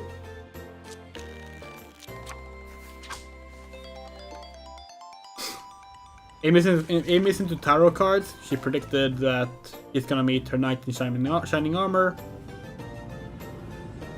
That's Little Planet. It's a little planet. Now we get the real intro. Or not? What? Okay, hold on. This gives us time to like, yeah, soundtrack.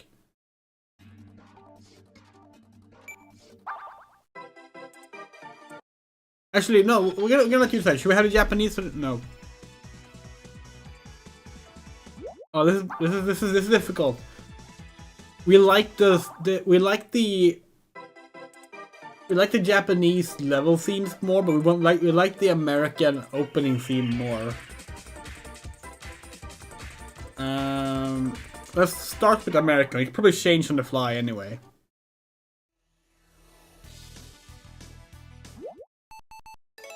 Here we go.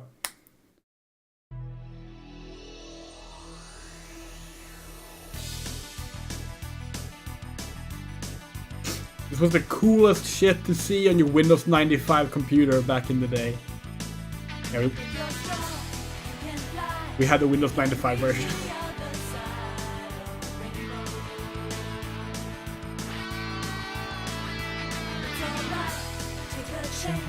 Cause there is no circumstance that you can handle when you use your mind. Sonic Boom. Trouble keeps you running faster. Save the planet from disaster.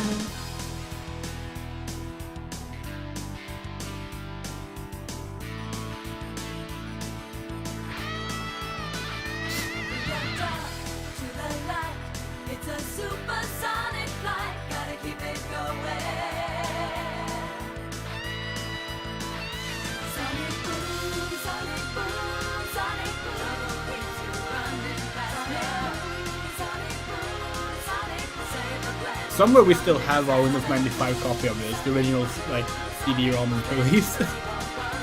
Same thing with Sonic 3 and Knuckles. Oh, sorry, it was called the Sonic and Knuckles collection on the for the Windows 95 release. And now we should. Oh, you can't do it? Okay, guess we're doing this then. That sucks. We're pretty sure on the old Sonic CD remaster, you could swap it on the fly. Why did it change it for the new remaster? Based on the same version. Strange. Oh.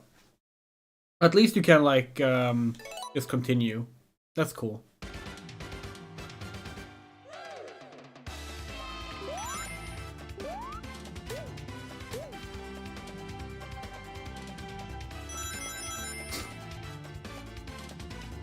So this of course was made for the Mega CD, the CD-ROM attachment for the Mega Drive. So like higher quality audio and like bigger storage space, full motion video, stuff like that was what the game was really all about showing off. You just lose the past. Ah, goddammit. And one of the things about Sonic CD was that you had to go back in time you travel between the past and future and the present day, and like different things will actually change. Like you can get like a bad future or a good future. So you can actually like, come on.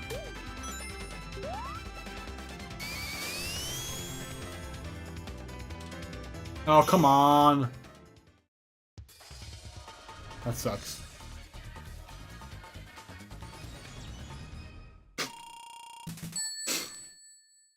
Anyway, if you run fast enough when you have the past thing, you can go back in time. And if you discover like there's like two things in the past in every level.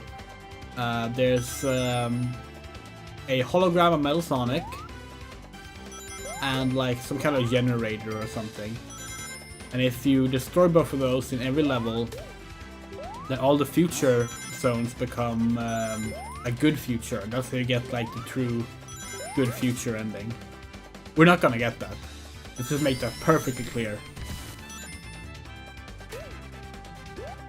Oh yeah, there. Ah. Here's one of those generators. But this is like, we're not in the past. If we were in the past, we could destroy this.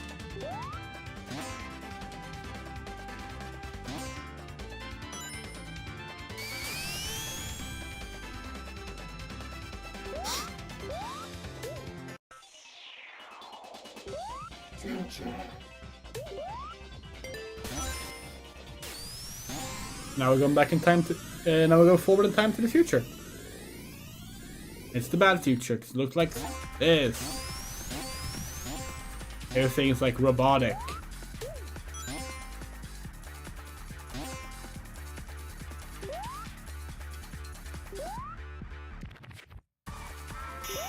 And if you change to a good future, it's mostly the same, but with a different color palette.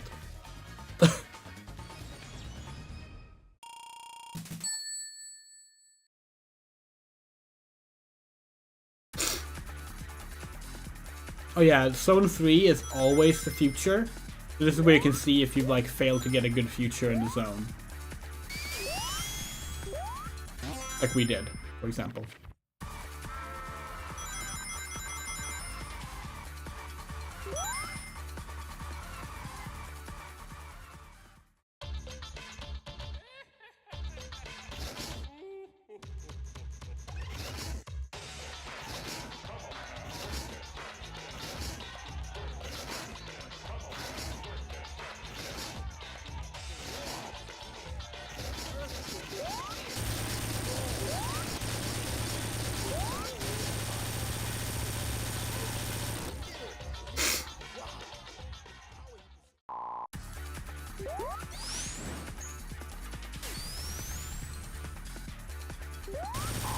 Hello!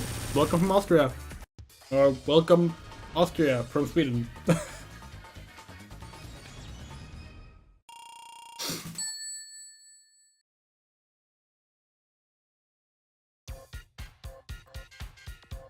this is gonna be interesting. We haven't seen this. This is normally where Amy gets kidnapped. Oh, they skipped the entire thing.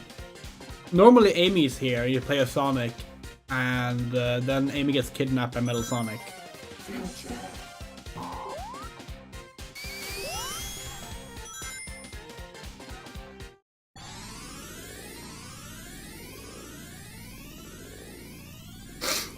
We're well enough. Well, actually, we're kind of have a cold, but like apart from that, we're fine.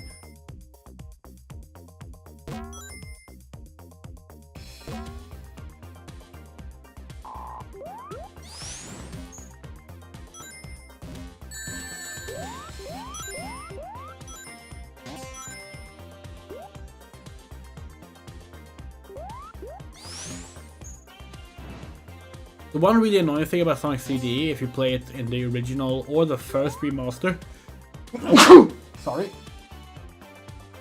is that because of the whole exploration aspect, we have to like go back in the past and find all the things. The fact that every level had like a 10-minute limit sucked.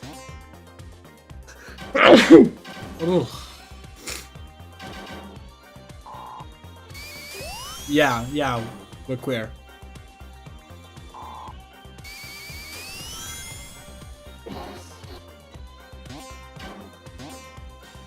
Oh, come on.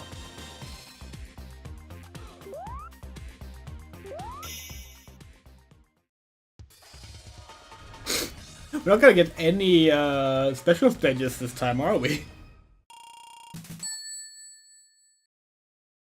We vastly prefer how special stages work in Sonic 2 and Sonic 3, honestly. Like in Sonic 3, it's like actively hard to not get 7 Chaos Emeralds.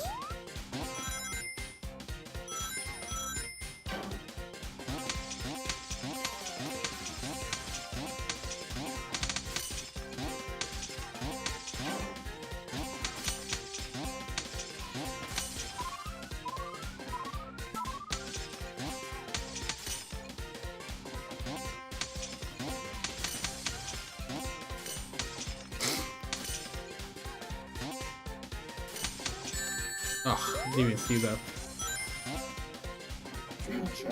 Alright, take care. Sleep well.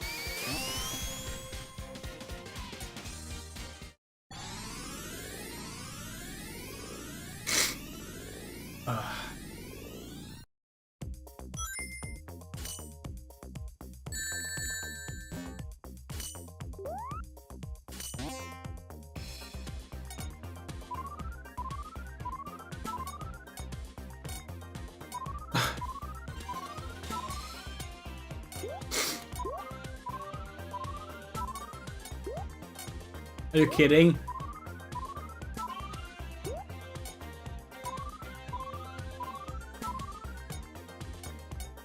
There we go.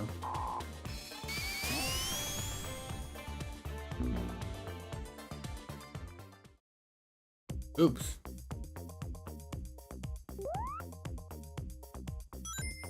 Yeah, literally have never been good at 2D platformers.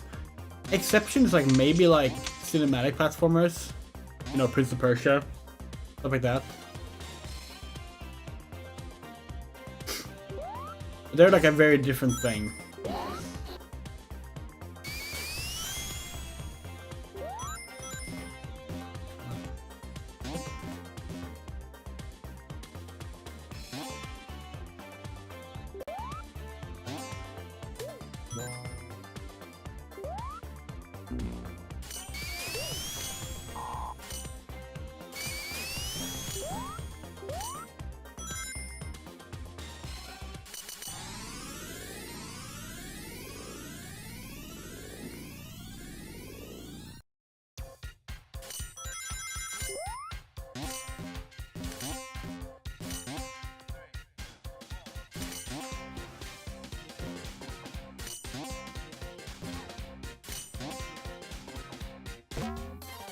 Gotta be honest, we're not super big fans of the fact that they put Sonic CD before Sonic 2.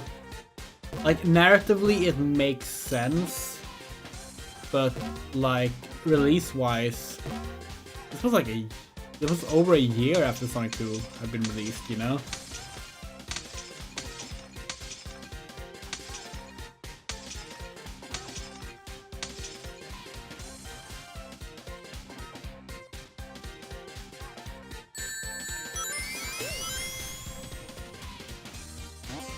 In fact, while Sonic CD did overall get positive reviews back in the day, what few negative points people would point out was normally like, well, it's kind of a step back from Sonic 2 in many ways, you know? And it was. And that was kind of awkward when it released over a year later.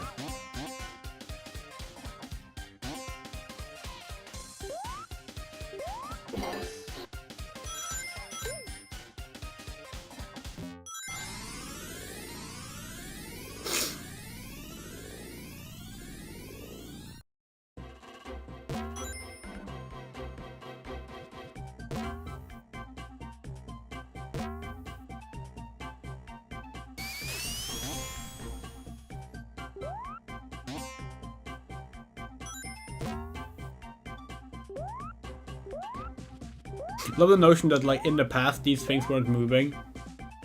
Like they somehow built those before knowing how to make them move.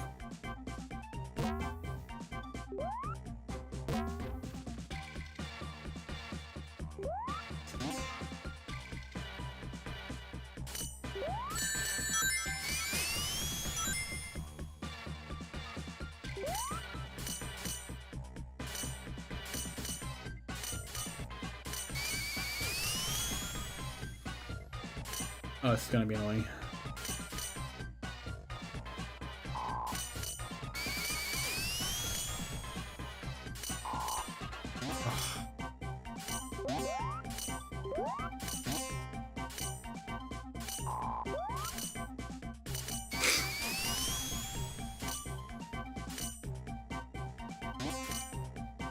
How are we gonna do this? Not even sure.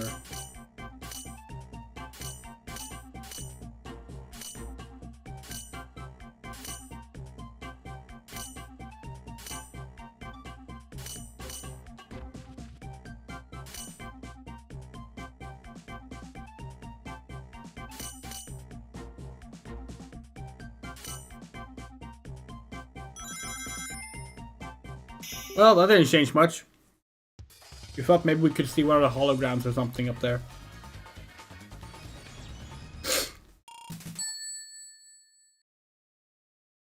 Yeah, one of the annoying things with this game, playing it in the original version, was the fact that like there was a 10-minute, limit on any level. And that's been standard for Sonic games. For a long time, that was the standard. So like you will be running around, exploring these stages, trying to find the things you need to find, and then the game will be like, nope, you took too long, game over. And of course, that would cost you a life, which meant that you will run closer, you were one step closer to losing all your progress, having to start over. Which meant that even if you got some stuff right, you might have to start, like, do it all over again. Now, there was actually a way to save back in the day. Sonic CD was the first Sonic game with actual save files, but they were limited to how much they saved.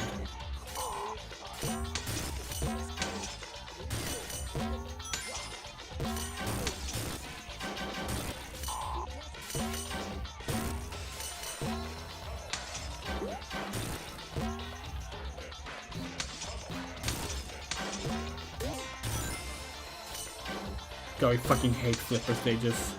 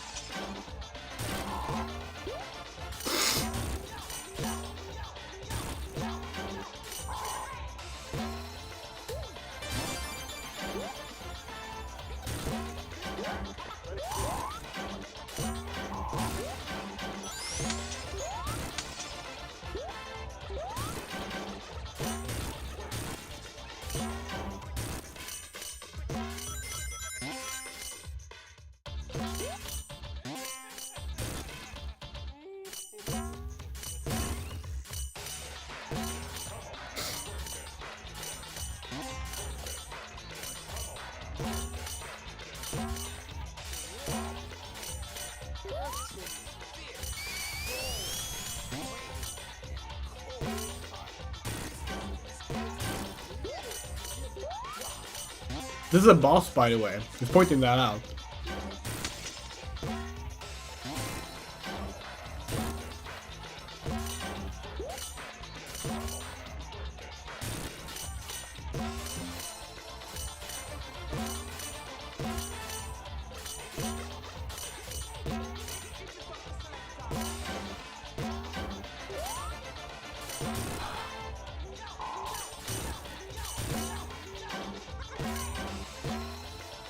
Oh, okay.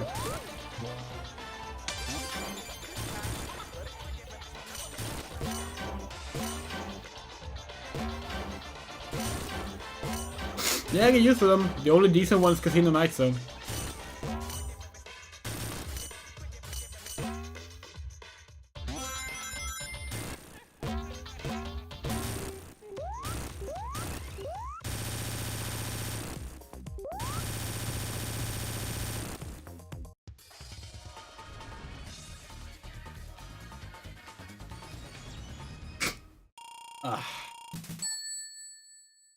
Everything can be Waluigi pinball for Mario. Yeah.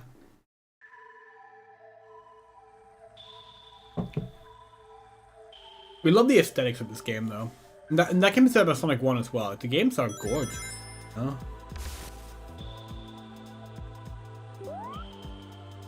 They're just so colorful and imaginative with like their surroundings. Like that's the thing we really like about like the early Sonic games is that like while they reused a lot of concept, this is obviously like reusing Labyrinth Zone's aesthetic to some degree. It doesn't look like Labyrinth Zone. You know? It doesn't reuse the same patterns, it doesn't reuse the same colors. And this is what we really dislike about like modern Sonic games, is that like they fell into the habit of just reusing existing zones, you know? Oh, come on. Like, we're not the first one to point out how tiresome it was to see Green Hill Zone appear in every single fucking Sonic game just because it was in Sonic 1. Like, and then like they try to get around it by just naming it something else. Like, oh, this isn't Green Hill Zone, this is Seaside Hill Zone. This is Sunset something zone, Sunset Hill Zone, that's it. And whatever the fuck the one in Sonic 4 was called.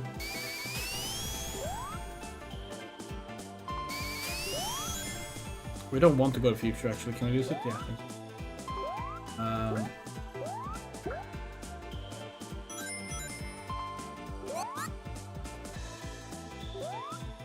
Neo South Island Zone is another one if we recall correctly.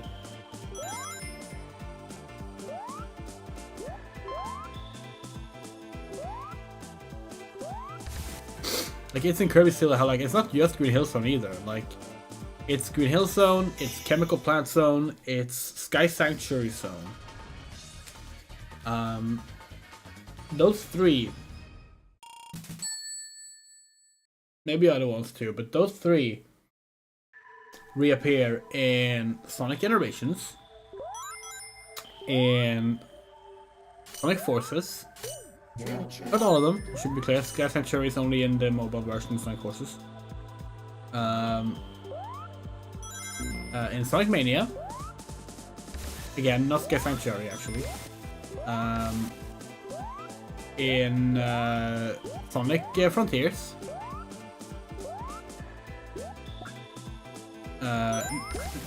Chemical Plants might have been left out of that one as well, but like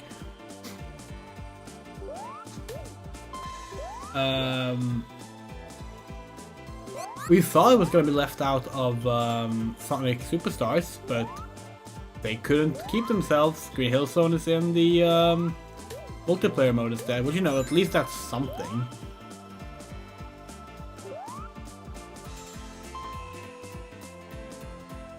But it's still just like really silly. How like... Wait. The bubble doesn't give you air? Why did we think the bubble gives you air? The bubble doesn't give you air? What? Since when? Has it never given you air?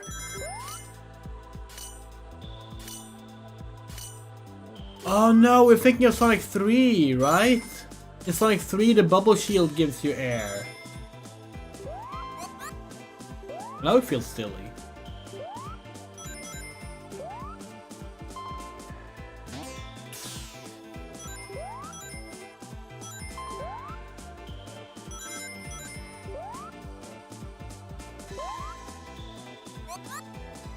Anyway, yeah, what we were saying was that, like, Sonic 1, 2, 3, CD, they all like use similar level concepts, but they never look the same. The closest you have is like Emerald Hill Zone looking like Green Hill Zone. And even then, not really. Like, the patterns are very different.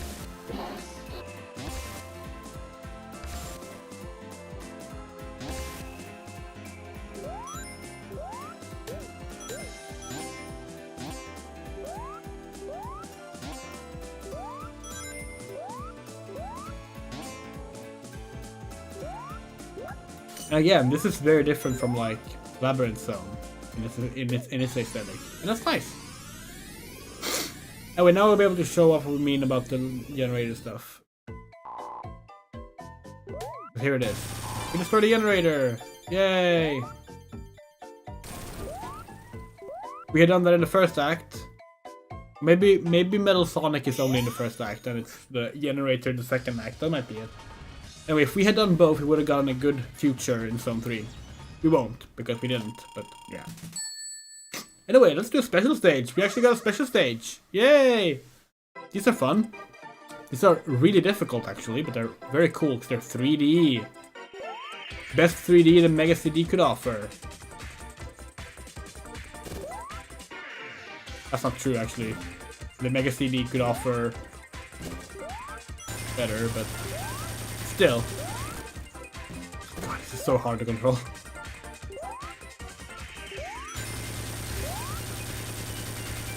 We have 0 rings. We can't hit the rings, UFO.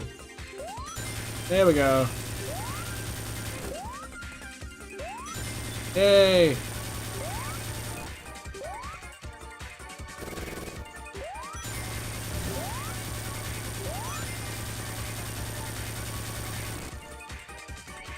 We actually got enough rings. Yay.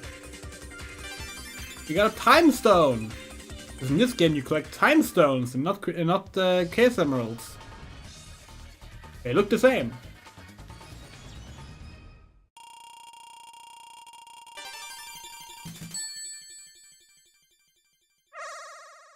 What do the time stones do? Not really clear.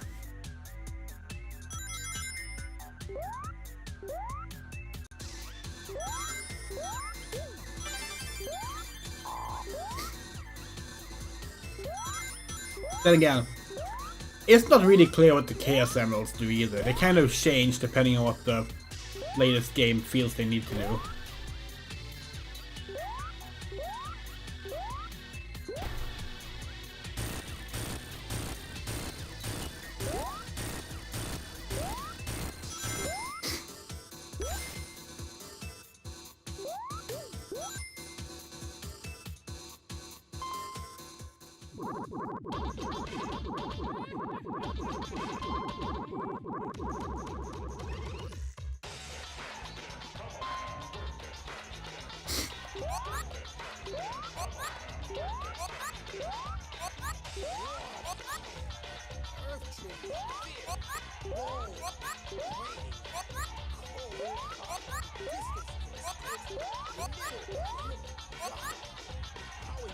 Ah, fuck. Amy looks so red right. Okay, hold on. Oh, this is not a good place to try to show that off. There we go. Amy looks so red right now. Look. Whoop. The bosses are kind of pushovers in this one. Yeah, we do love that breathable shield thing. I'm not really sure what Eggman was thinking there. Like, I guess it is a shield, but like... could just drown us.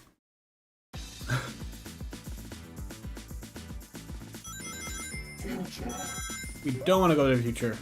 But let's try to actually get one good good future, should we? Shall we? Let's try and find a past sign.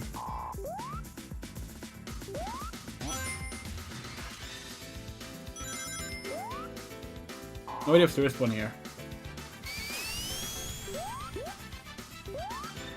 Doesn't seem like it.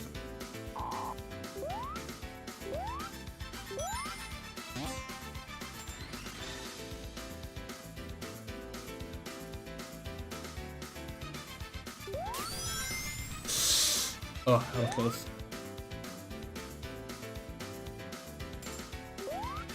But here you see what I mean with like exploring the levels. Like, the levels aren't really designed for exploring, but you have to do it if you want to like find the stuff you need to find.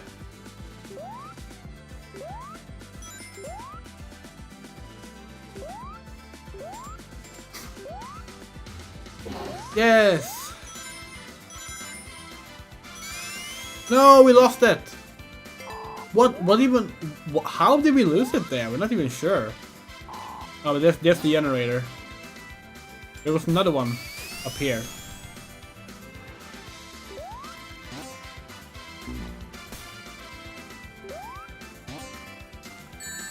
Fuck.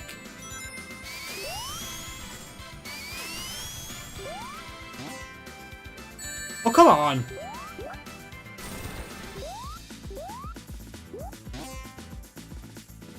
Are you shitting us? Like, come on, finally.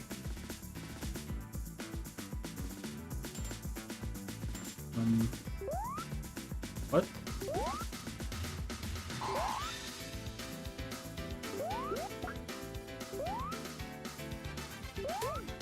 How are we gonna get around this? Can we land on that green thing? Doubt it, but I guess we'll have to try. Ugh.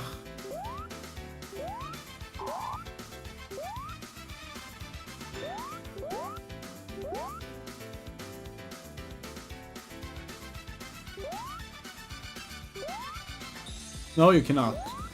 Land on that, maybe? Very much not clear what you can land on. It's not gonna help to land on that either, though, is it? You can't. No, okay. Oh, there's another pass sign here. What the fuck?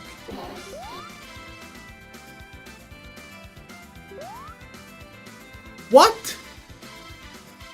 How did we lose it there? You're supposed to lose it if you lose, like if you accidentally stop running, but like,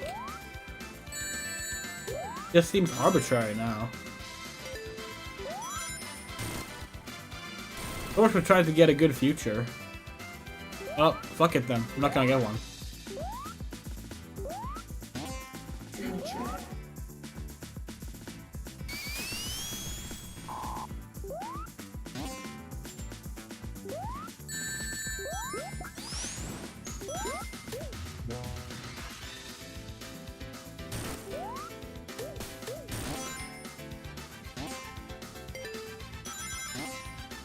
Not a future sign.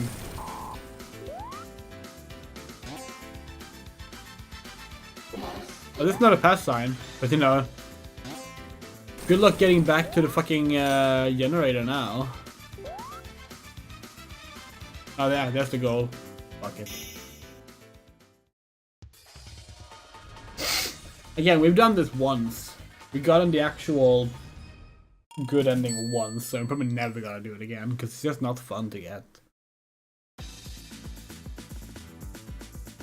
The levels aren't designed to be able to move backwards in, so like...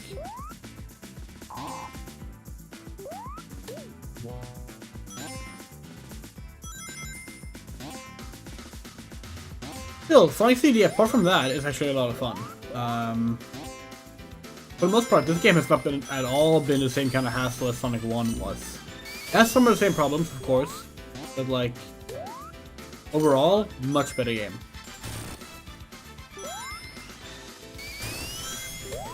When the worst thing we can say about the game is it's annoying if you want to like get the completionist ending.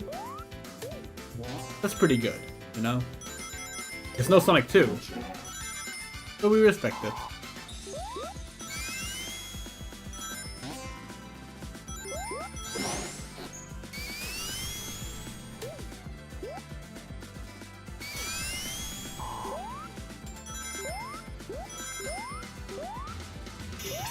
Nice.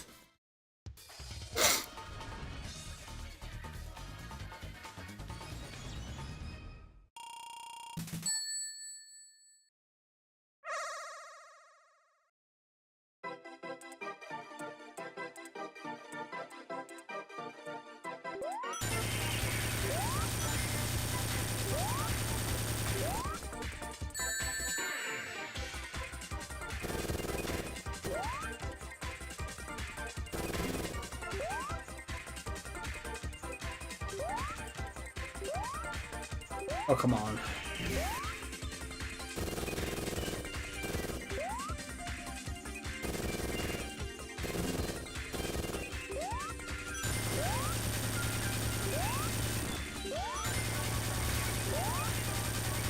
So, if you run the water, you lose time faster. That wasn't clear.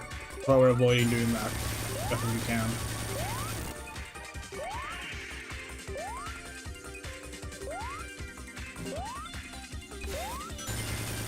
Nice! We're not, I gotta say, we're not as bad as these special stages as we thought. We thought these would be way more of a hassle.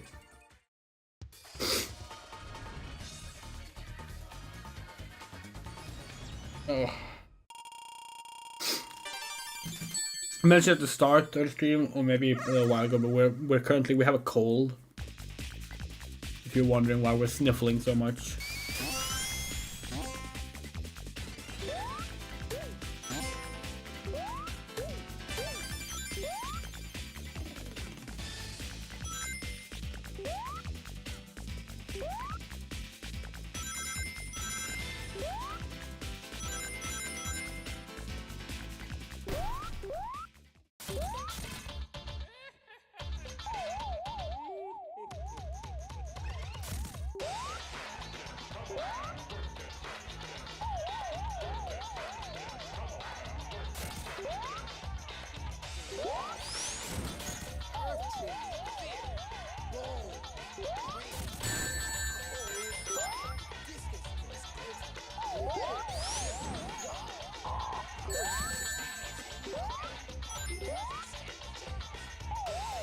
Not sure what to do here.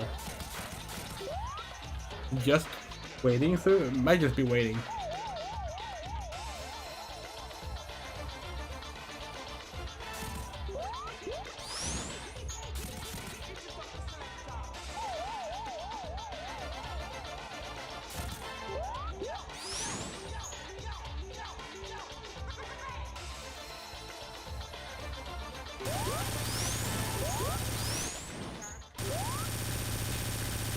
I really love her little hammer run, it's so good.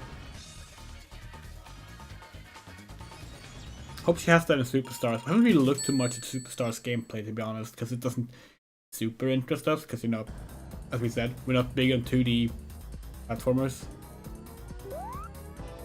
But if he has that, we're happy.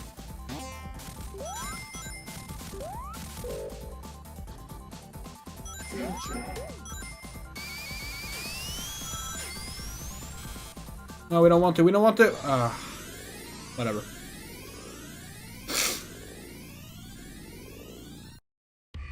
The future one just feels like a hindrance, to be honest.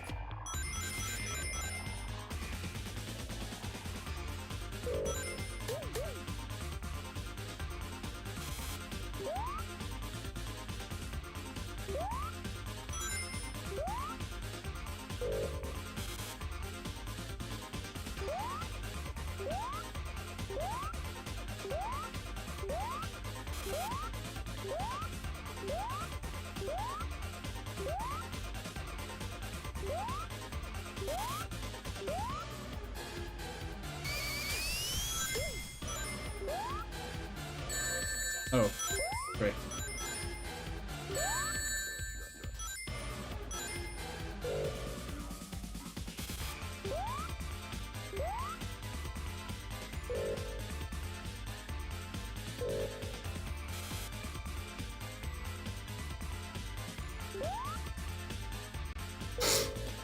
This is a very fucky stage.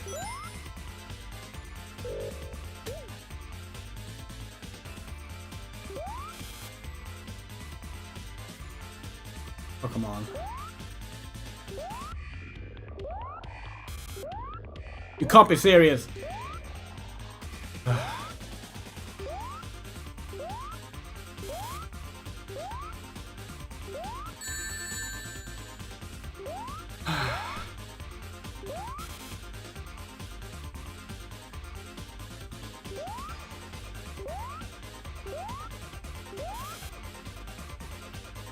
This is ridiculous.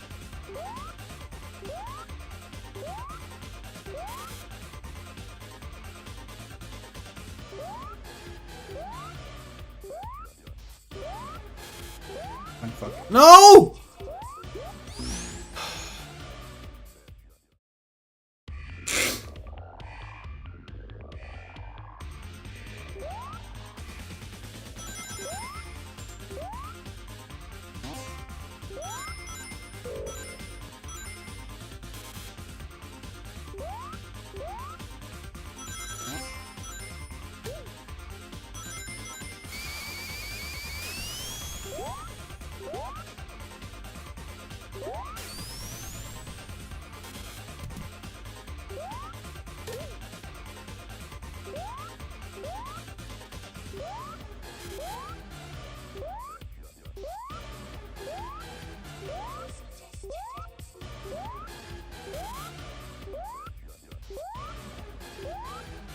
Oh, come on.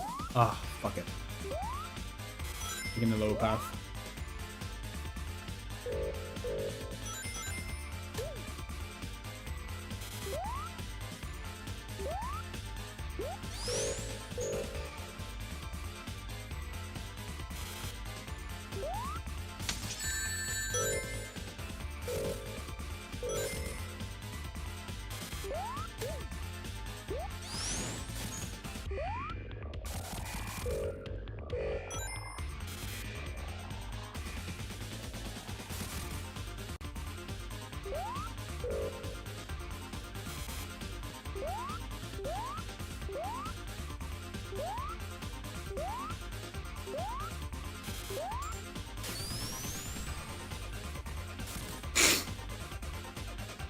What? It just let us back down?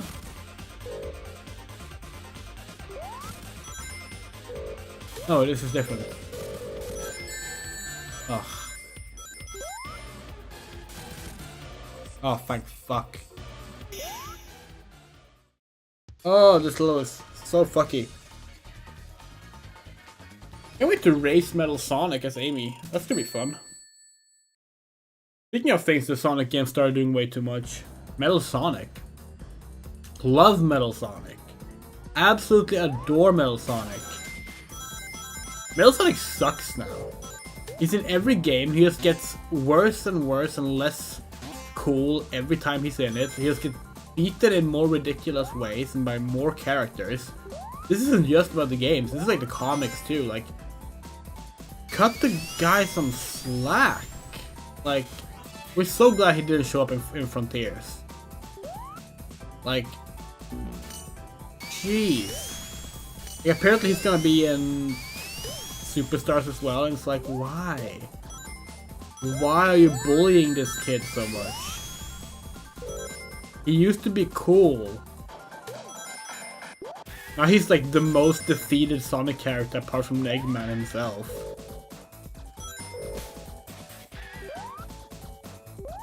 Remember how cool it was back in 2003 when they announced Sonic Heroes and then they showed like this badass cool redesigned Metal Sonic that you never get to fight. Now it's just like, oh, it's Metal Sonic again. Are we gonna race him again? Oh, yay. I haven't done this so many times over.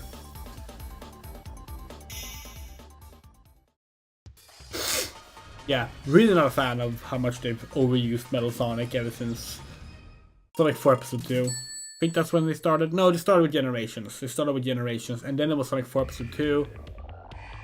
And then it was the Sonic Boom stuff. And then it was in Sonic Mania. And then it was in Sonic Forces. And then it was in Sonic Colors Ultimate. It's like, jeez. It used to be really cool when Metal Sonic showed up, and now it's just every other week.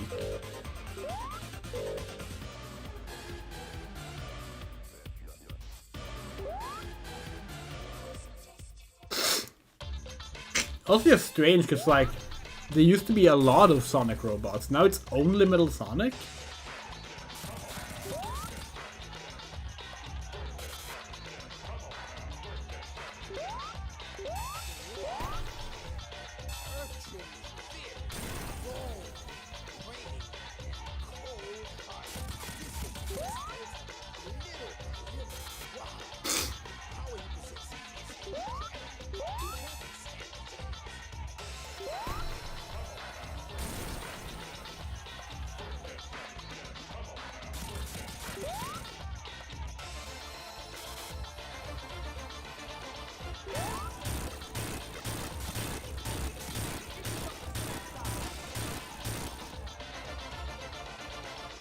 What is with these bosses though?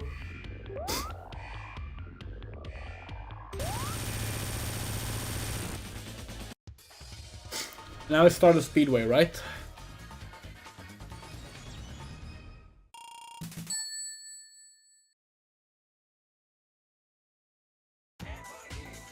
Yes.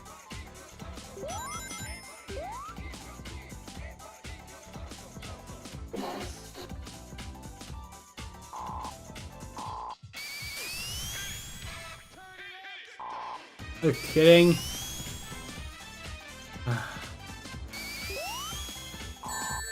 What? Stop that. I have to go back.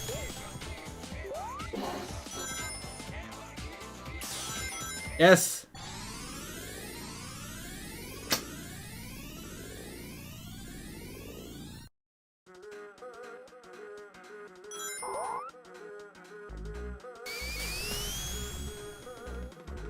What? No! This is so tricky.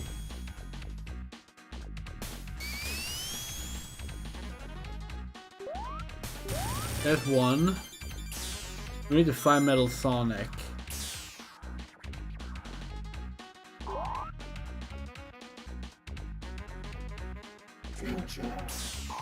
No, we're not going back to the future. Fuck that. Oh, hey, we said it. Nope. Oh.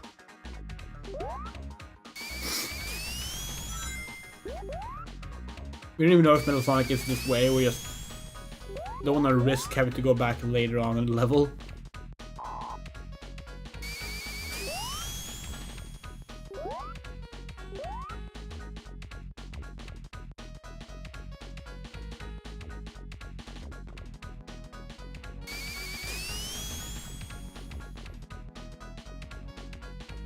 Yay! Oh, fuck you.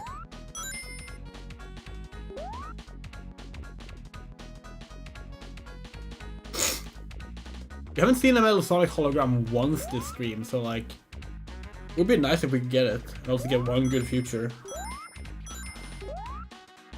How do we get up here?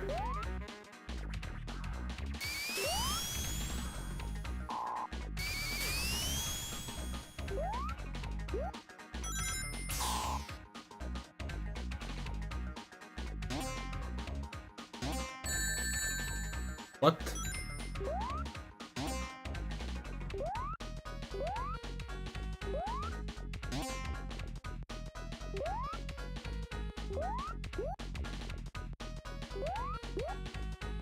This is very confusing.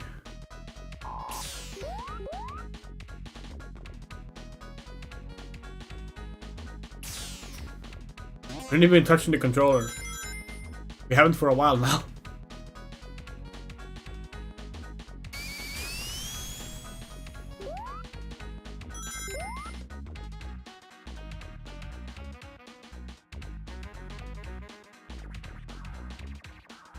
Oh hey, invincibility.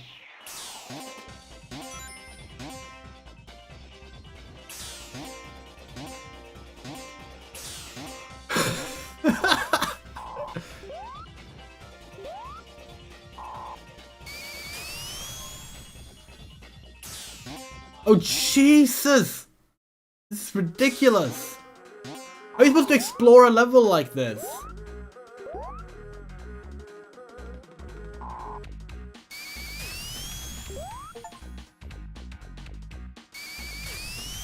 Oh yeah, Brothers games are available to be played again. Fun fact, we were going to actually borrow Sonic Origins from them. We had it installed and like accessible through Family Share.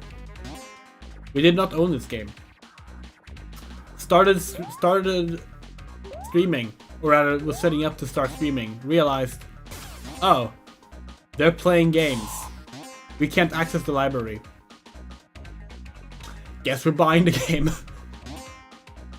So much for saving money. Oh, come on. This is awful. This is the worst stage, actually.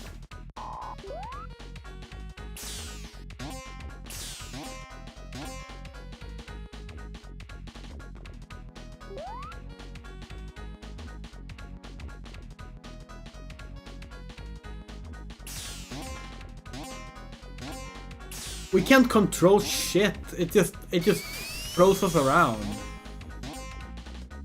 We even tried to like jump to skip past certain like things, but like ridiculous. And we don't want to touch that future sign. Ah!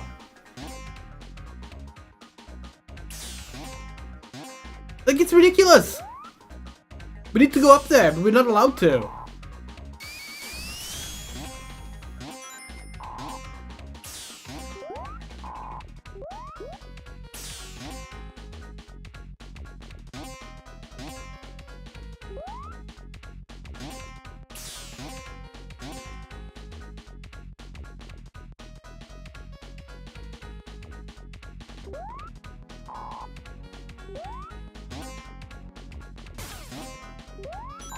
Oh, okay, now we're up here. Somehow. Oh. Wait, where are we now? Who even knows? What the fuck is going on? Hey look, there's Metal Sonic. How do we get up there? Okay, we can just go up here, okay.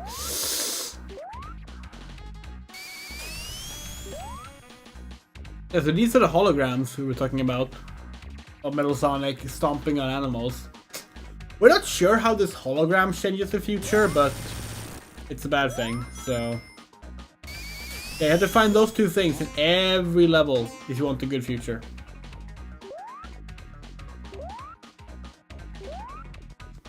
Pretty ridiculous.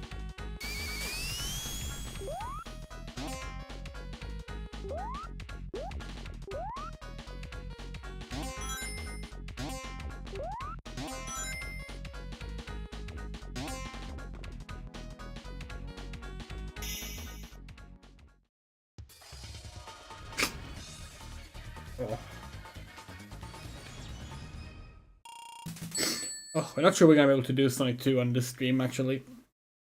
We'll see how we feel after we beat this, but... Our cold's taking on... Our cold is being aggravating, and we literally have to be at the Pride Parade tomorrow, like... We don't have an option. So, you know... You have to, like... Medicate. Oh, fuck! Did we go to the future instead?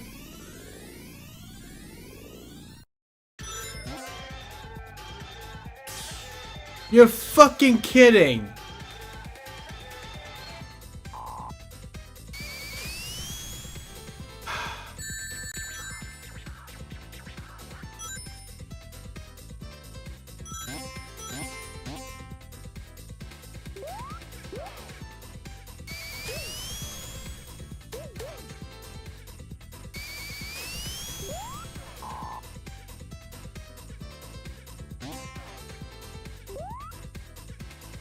Oh, come on.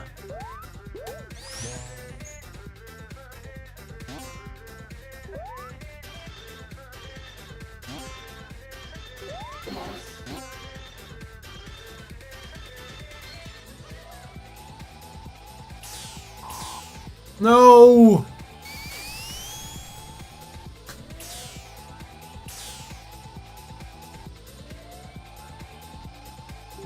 So much for getting one fucking good future this time.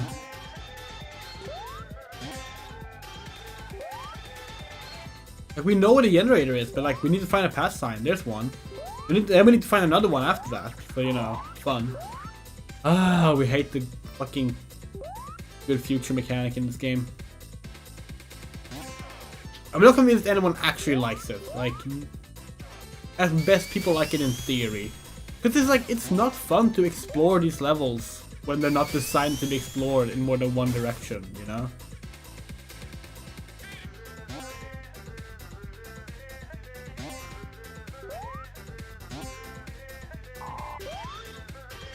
Where did the sign even go?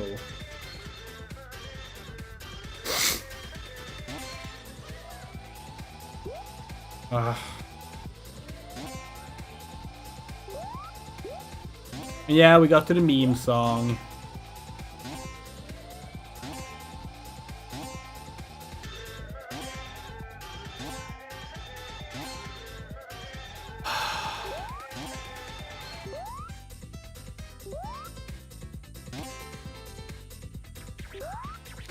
Come on!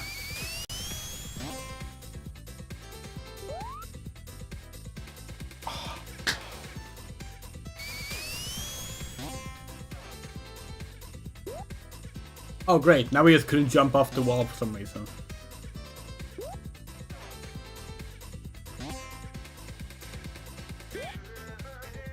What are we doing wrong now? This worked before.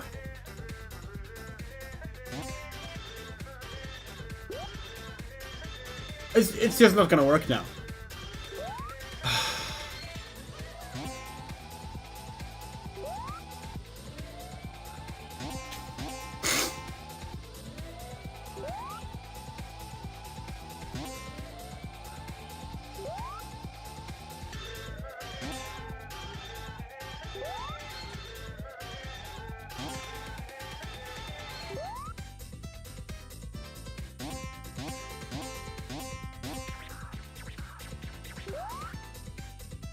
What are we supposed to do? We don't get enough momentum, there's no way to build it.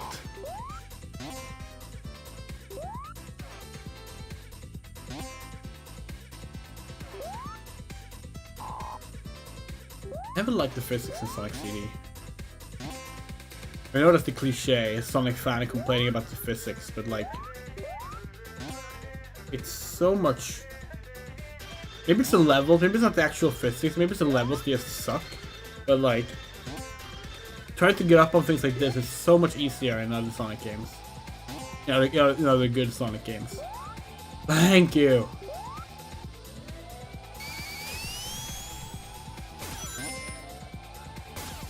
Okay, it was here.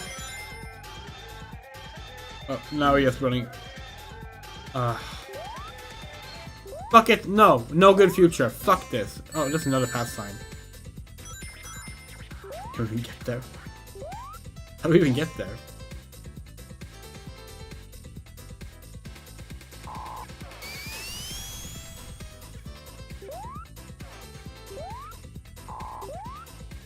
How do we get up there?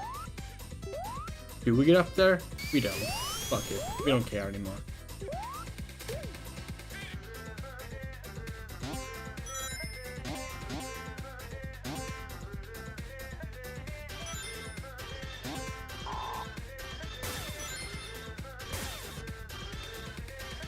Game is damn pretty though. Can't deny that. And a massive improvement on Sonic 1. Can't deny that either.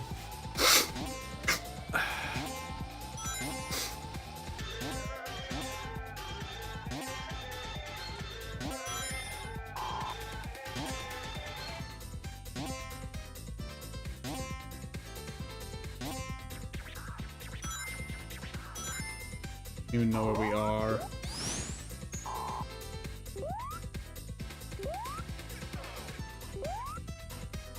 Are we actually supposed to go this way? Okay, fine. This feels wrong. Yeah, no, this is back to where we were. We just ran in a circle. Great.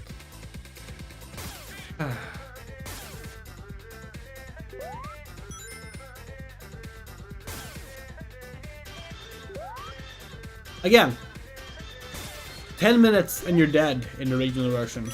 You're not allowed to go past 10 minutes. And this is what the level design is like.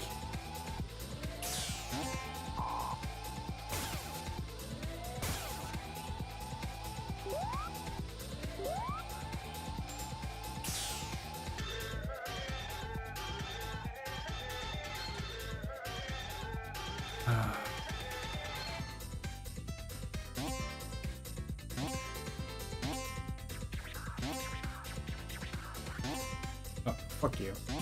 Fuck you! Imagine losing to a time over because of that.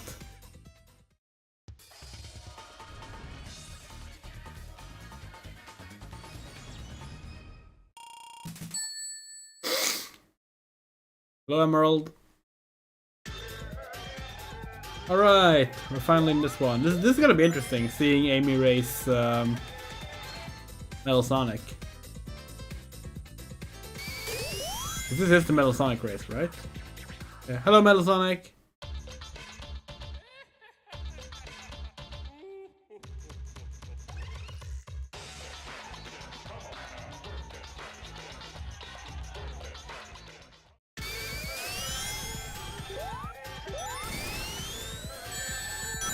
Fuck you.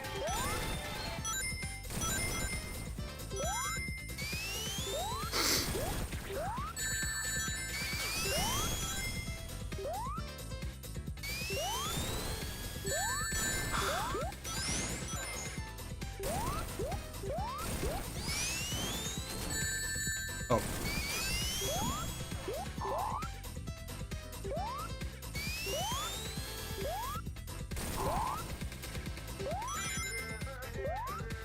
And no, it's not an actual race. It's just rubber banding, but like still, it's supposed to feel like a race. And it kind of does. A race where one opponent is invulnerable and kind of overpowered, but you know, still, he runs into a wall and he dies.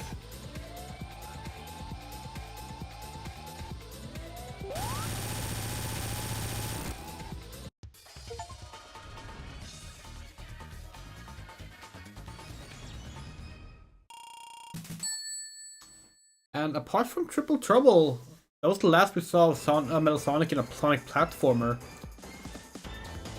Alright, until Sonic Heroes. Well, he was a multiplayer character in Sonic Adventure 2 and an unlockable character in Sonic Adventure DX, but like, apart from that.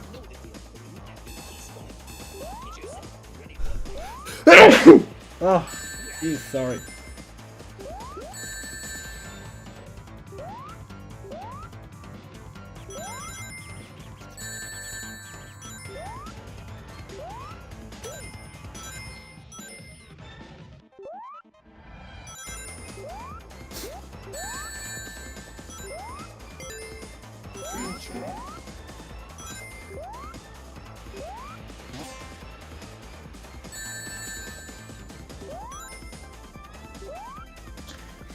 Yeah, racing as Sonic was like a novelty at this point, you know? Like in this game it hadn't been done before. Like in Sonic Triple Trouble you fought him. You know, it's like an actual regular boss fight. So like you had one game where you fought him and one game where you raced him. And for the longest time that was it. And now you race him in basically every Sonic game, you know.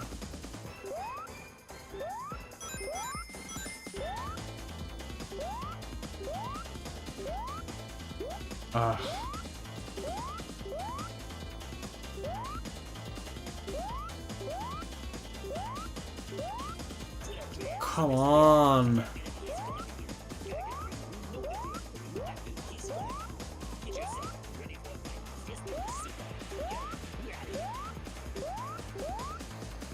No.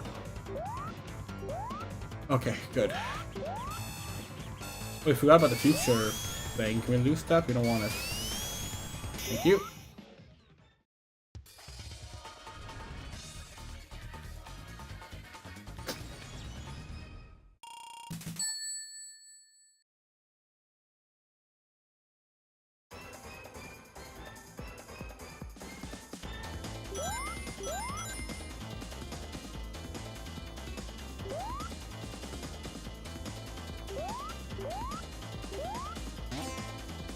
Whee! We love these. Well, we love these when you can actually run on them. Sonic 1s are kind of annoying. These are better, we think. We'll see. Is this the level with the miniature, like the, where you can go small and stuff? This level, right? It's been a while. It has to be this level.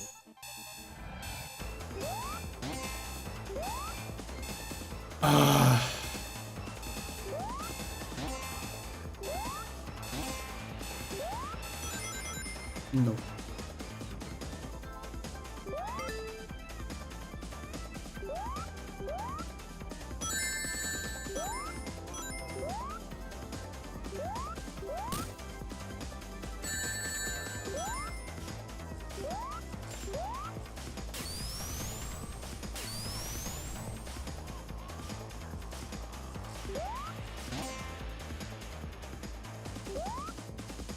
Not a future sign.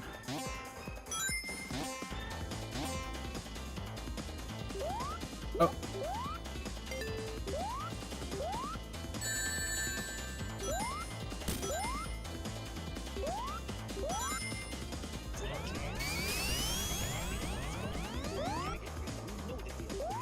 Huh.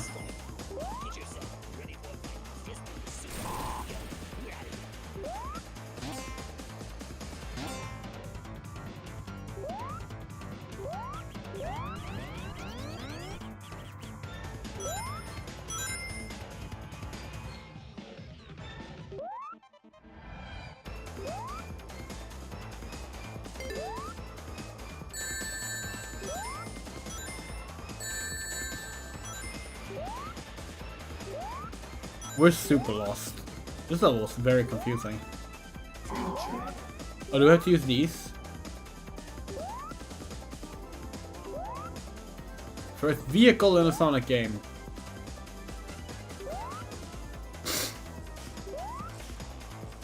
You can call it that.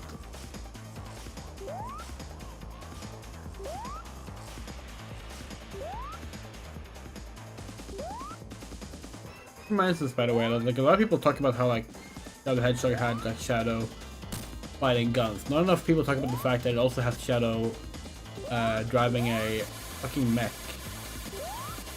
Mini Amy! Yay! Hey, all the tracks slap. Honestly, but yeah, the music and CD is great.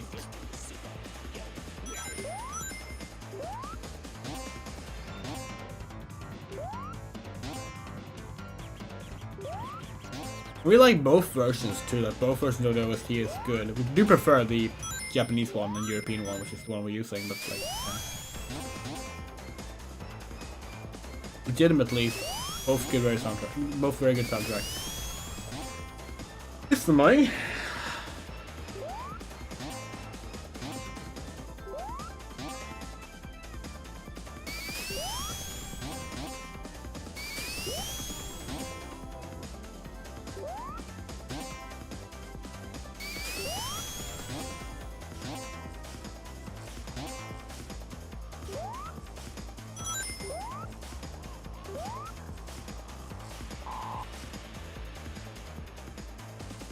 Wait, do we just go in a circle again?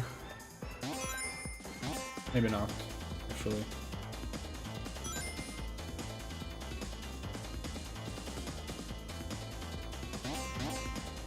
No, we did. Wonderful. Wonderful!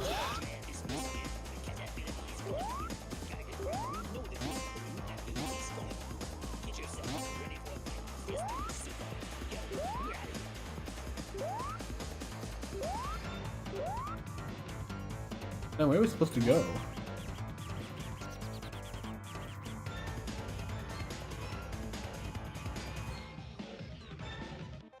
This way? Oh yeah. That's the only way we can get through. Wait, no. This feels wrong too. Or maybe not. Oh. Now we're big again. Guess that was the right way. Oh, come on.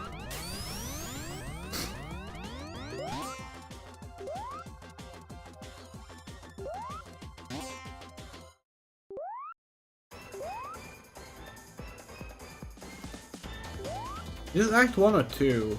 This is Act 2. Or, sorry, Zone 2. This is the game where zones are the acts. Instead of the other way around.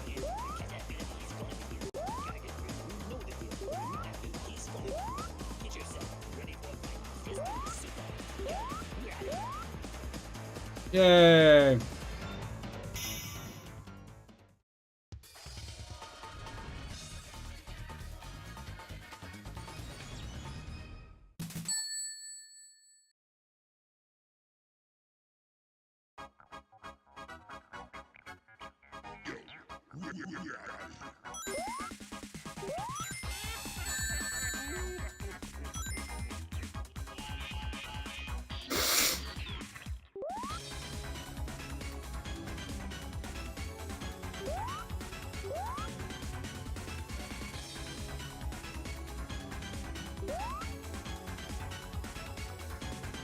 Again, really no idea what SEGA were thinking about like the boss designs in this game. I guess they're more inventive than the boss designs in Sonic 1, but like, whether or not they're better is a debate to be had. I guess that wasn't the boss though, but I'm pretty sure the boss uses that mechanic as well. And this is the boss level, so... Oh, come on.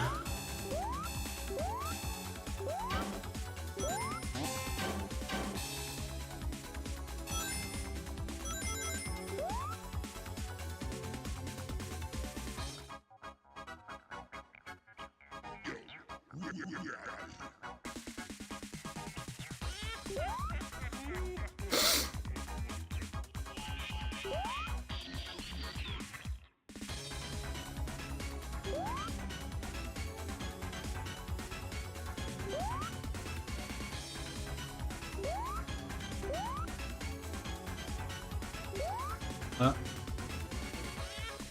Was that it? Was there no point to this? Oh, is that only if you like, if you come through that doorway? Maybe? Ugh. Oh, fuck. Oh well. Oh, God. Yeah, we're definitely gonna have to call it after CD. Play Sonic 2 and Sonic 3 some other stream. Probably later in the, probably like next week. Before Halloween streams start, because Halloween streams are gonna be Halloween streams. Those are starting midnight on October 1st. So with Alan Wake. Love that game.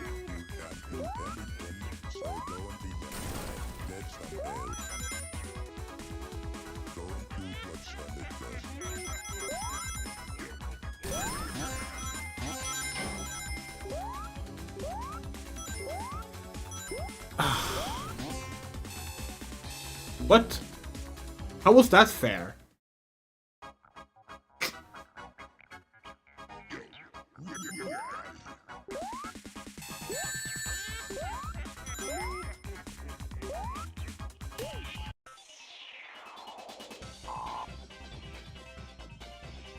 This feels like a very wasted power up here.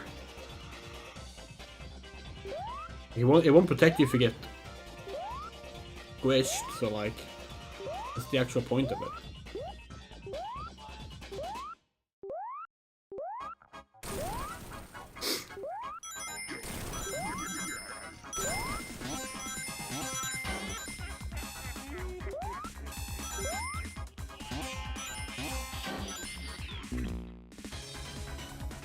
Seriously, what are we supposed to do here?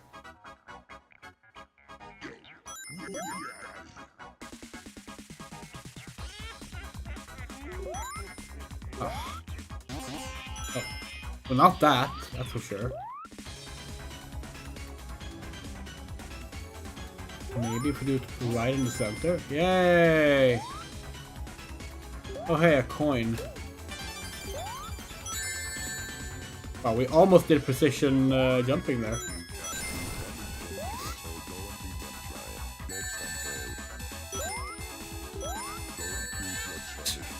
God, this is ridiculous. Okay, now what? No. Fuck. It's just luck? Like, do we have to get lucky about when we hit this spring? It seems to be a moving spring.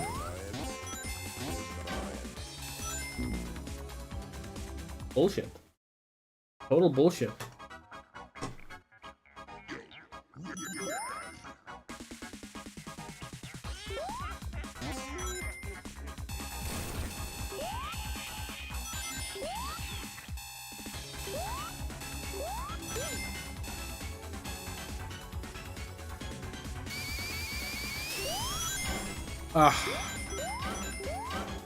Oh, we almost got there. And now we're stuck in the same loop. Is this where this is also spring? Yes. Can we do that instead? No.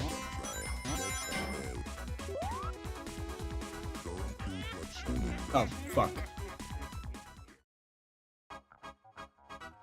Shit like this is why we don't buy when Sonic fans talk about how much better the level design used to be in Sonic games. Like, no, you don't remember shit like this. Shit that's pure trial and error and hope you have enough extra lives to get through.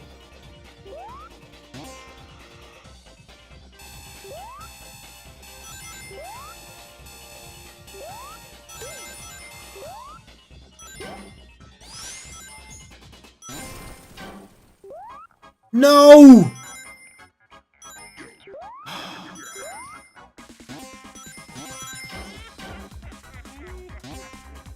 And we're back in the circle. I think it's here. Yes. No.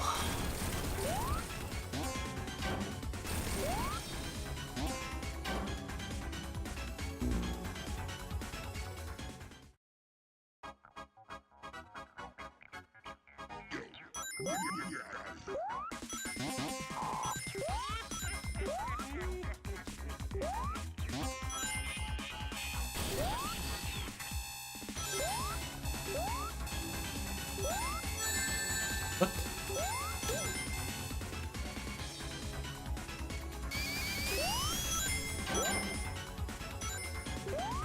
There. Complete luck. Absolute luck.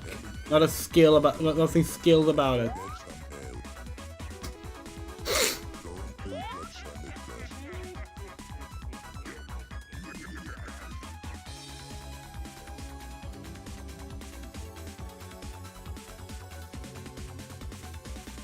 What are we doing?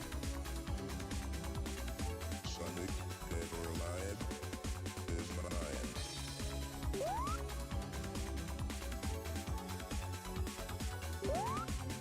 Huh? We don't remember this at all.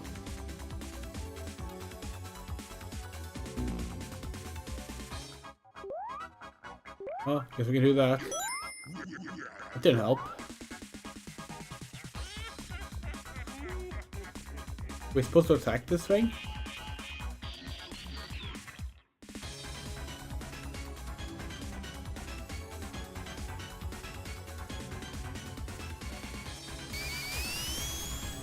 Oh, what? Okay. Sure.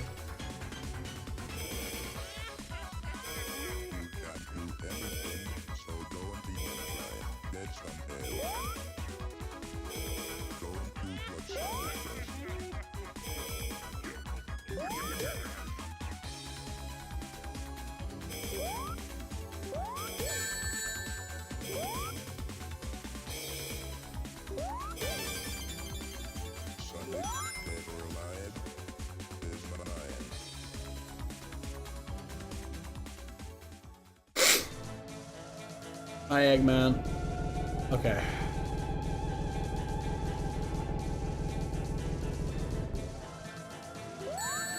Okay.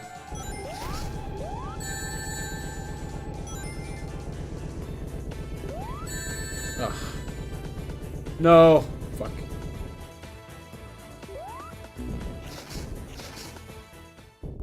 No, wait. You fucking serious? No checkpoint.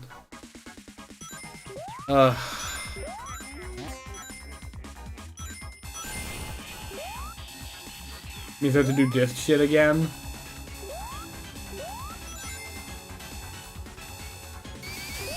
Again, we don't buy it. And Sonic fans say that old Sonic games just had such superior level design. Not sure what to do here. Like, genuinely not sure what we're supposed to actually do there, but whatever. Oh wait, now we're behind this. Oh, we get it. Okay, that's pretty clever actually. It was not very clear though. They could have used a better foreground background thing with the main central elevator thing sprite to make that a little bit clearer, but oh well. That's a pretty cute mechanic though. I do like that. Fuck you. Fuck you. Oh, we now don't have any rings left. Bullshit.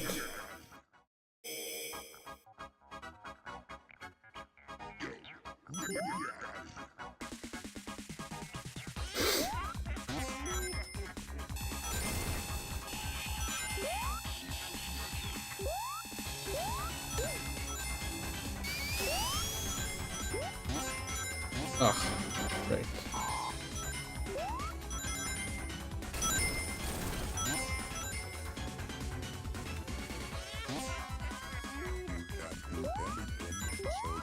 Oh, for fuck's sake.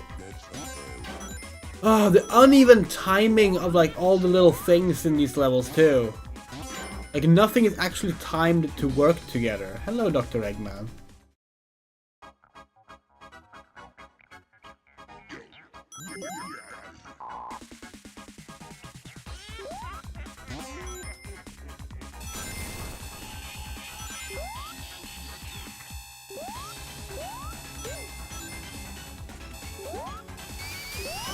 Oh fuck, that was completely on us. That was a bad timing on that. Oh no, of course not. Sonic? No, we don't deal with his kind around here. Yes.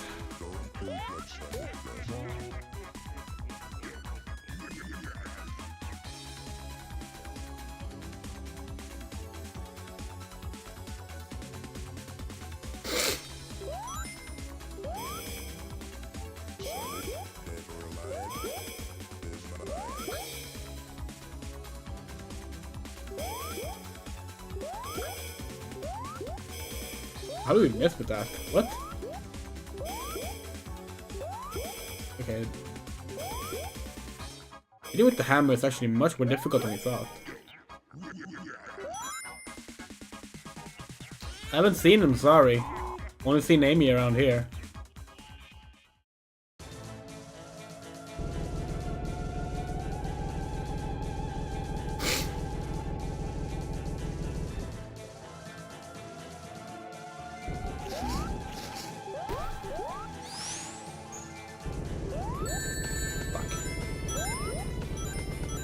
When is this machine vulnerable, actually? I'm kind of confused about that. Like, it's clearly vulnerable there, but like, gotta be a better way to do it without taking a hit.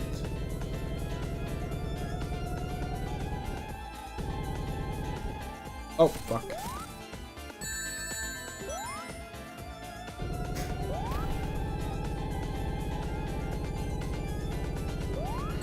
Ah, no. Oh, fuck. Fuck you. God damn it.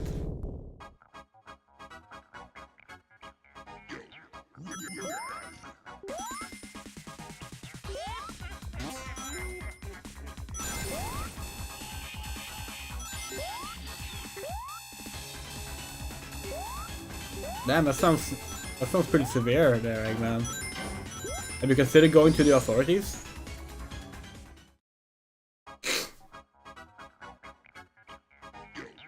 I mean, they've arrested Sonic before, they can do it again.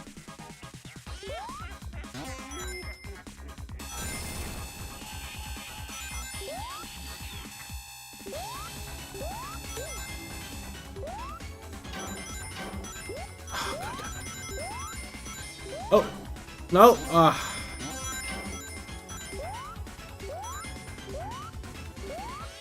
Oh wow, that went surprisingly well. So go and be one try. Get some help. Don't do what Sonic does.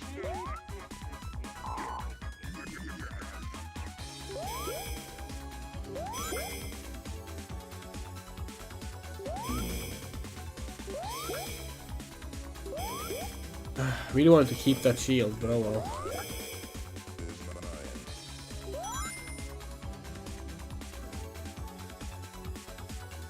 This is the first actually challenging boss fight in this game, by the way. Well, it might just be we don't really understand it.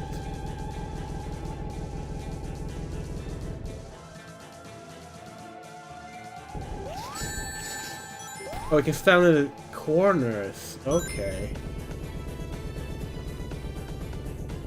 That changes a lot, actually. So it probably only damages us when it's moving then, right?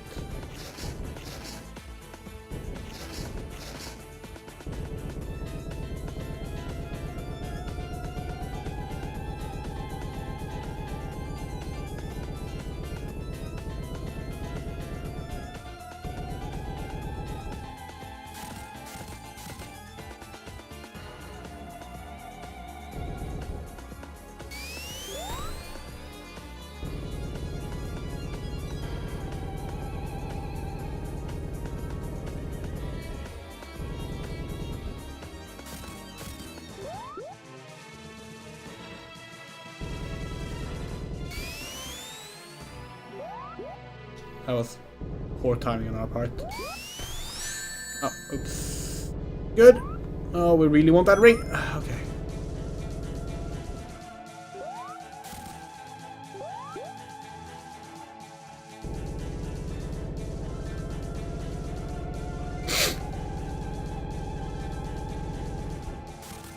Oh, fuck. Yes.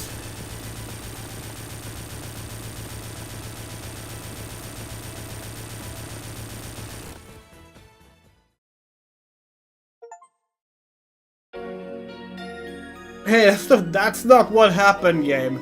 That's not what happened, game. Amy saved herself. What kind of retcon is this?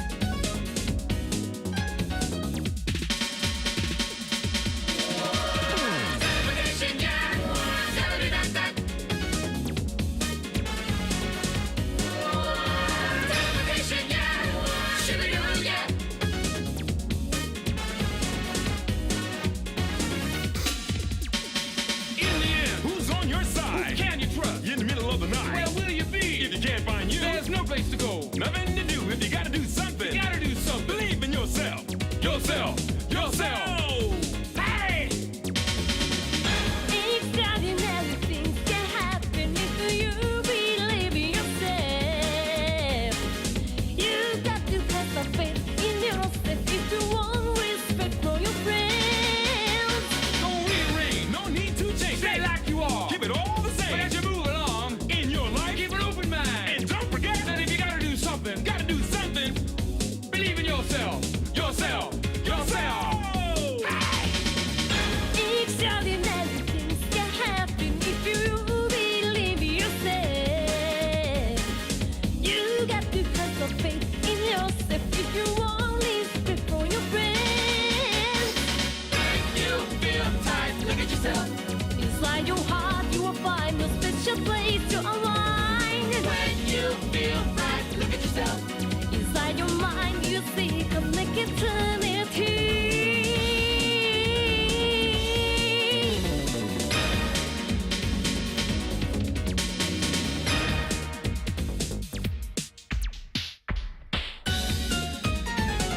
Do you believe they replaced the song in America?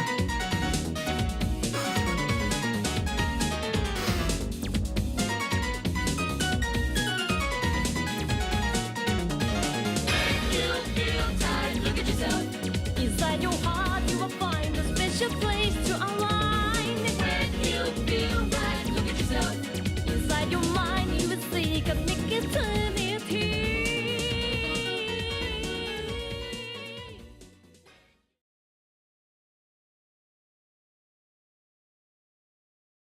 Try again. Yeah, we didn't get the time stones. We didn't get the good future. We're not going to. Fuck that noise.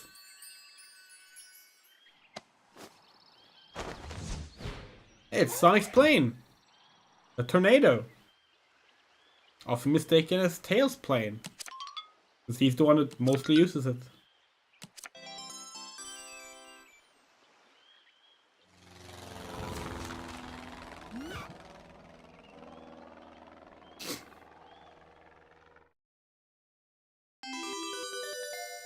And that's the only real reason they put Sonic CD before Sonic 2.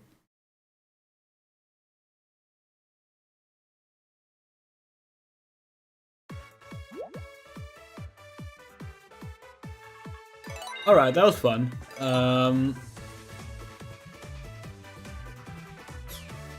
We are not gonna do Sonic 2 and Sonic 3 tonight, unfortunately. We will do those on the next stream.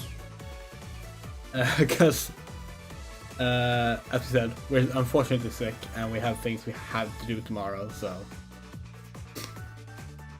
If we want to get any sleep first, we're gonna have to do it.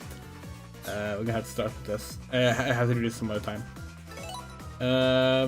This is a lot of fun. Like, honestly, for as much like we've heard a lot of bad things about these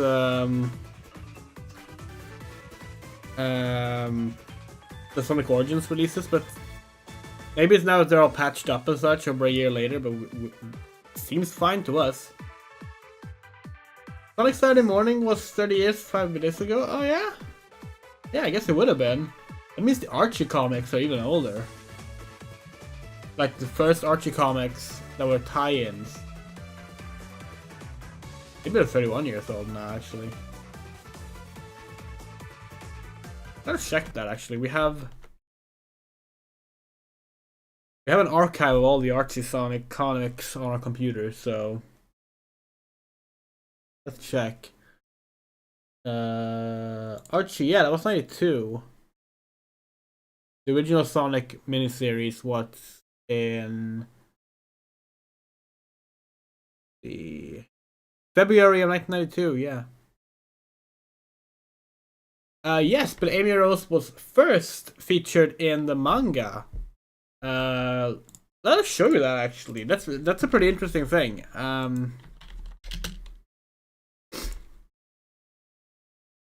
So we should probably have done this earlier in the stream, but let's do it now.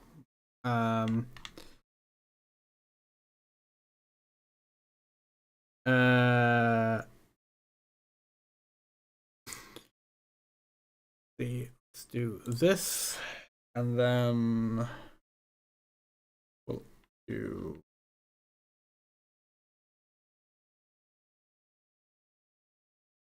a browser capture. Yeah, so here.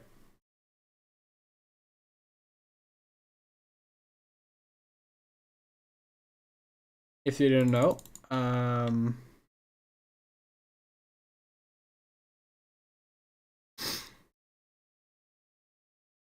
this is Nikki and Amy from the Sonic manga. That's how Amy originally looked. Very different design. She was eventually redesigned to this look, and that was in September 1992.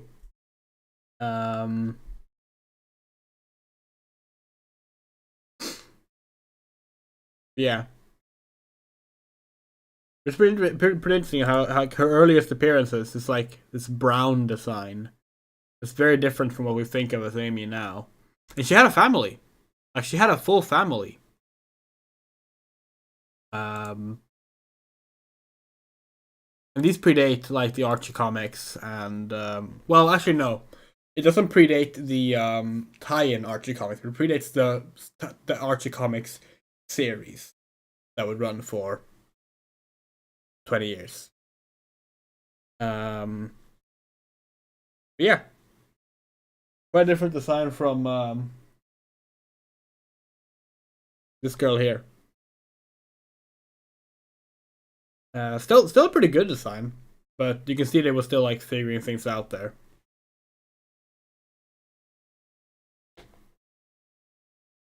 Our favorite design though. Our favorite design is from hold on.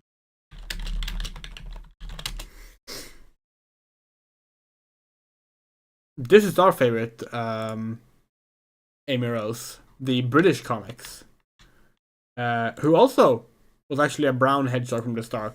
She like dyes. She dyes her, or she transforms into a pink hedgehog, just like Sonic transforms into a blue hedgehog in the British comics. And she has a bow gun.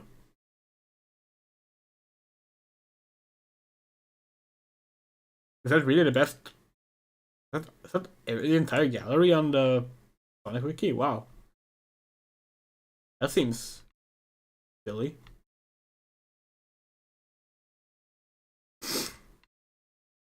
Yeah, she's very cool in the British comics. And like the fact that she has her like her quills facing upwards, we always love that. She has a lot of different designs. She wears a lot of different outfits, like this Egyptian Ankh shirt for some reason, a nice girl shirt. Can we like hold on? Let's zoom in a little bit because it's barely visible.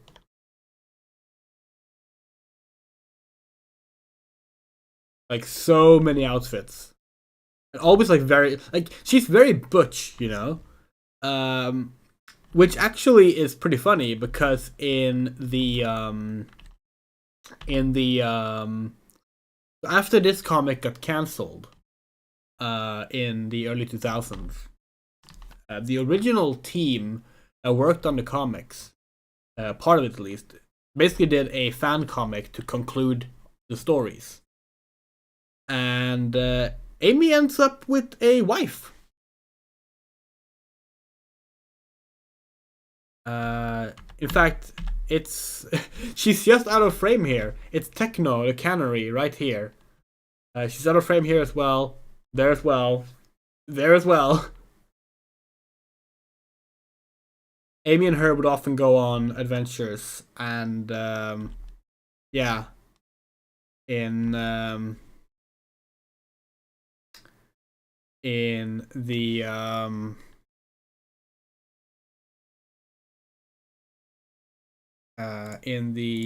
let's see, we probably have this we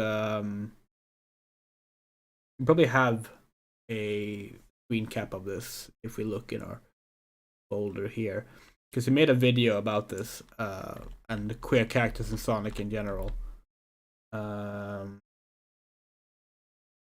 Somewhere here.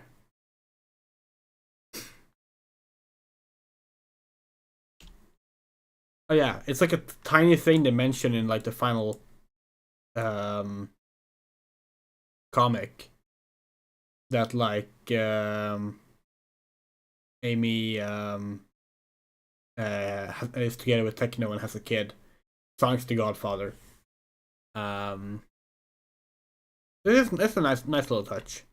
And it actually matches on with SEGA canon as well, because like Amy Rose is one of the few characters in the Japanese comics depicted as queer as well, because she gushes over Blaze the same way she gushes over Sonic, complete with hearts and like flirty eyes and everything. So yeah, just another reason to like Amy. there. He's cool queer rep. We should remake that video. We made a video like a year or two ago. We did a video about like queer characters in the Sonic universe. That's like which ones are confirmed, which ones are hinted. Etc. We should make a new one of those because there's been some development since we made that video. And yes, Archie Sonic in its original continuity, back when Ken Penders worked on it, had like a big future families and like things. That got removed when they retconned all of it for various reasons. But yeah, that'll be enough for tonight. We will continue this probably like maybe Tuesday, maybe, we'll see. Sometime next week we'll continue this and we'll play through Sonic 2 and Sonic 3. And then we'll see which ones we go with next after that.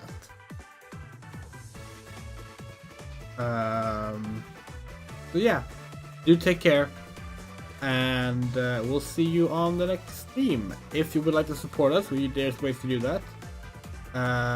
We have a Patreon, a Coffee, and a PayPal. If you do, you get your name in the credits. So special thank you to Jules, Loose Queen, Garden, Miss Nixie, Balsett, Michael Rosenblum, Moto, Harahase, Anna, Haley Question Mark, Sean Peterson, Spider Rebel News, SJ Winchester, Sergey Music, Kit Stubbs, Rumray, Benjamin Schmidt, Rain, The Cleody, and I want to support it this past month, Ahmed G.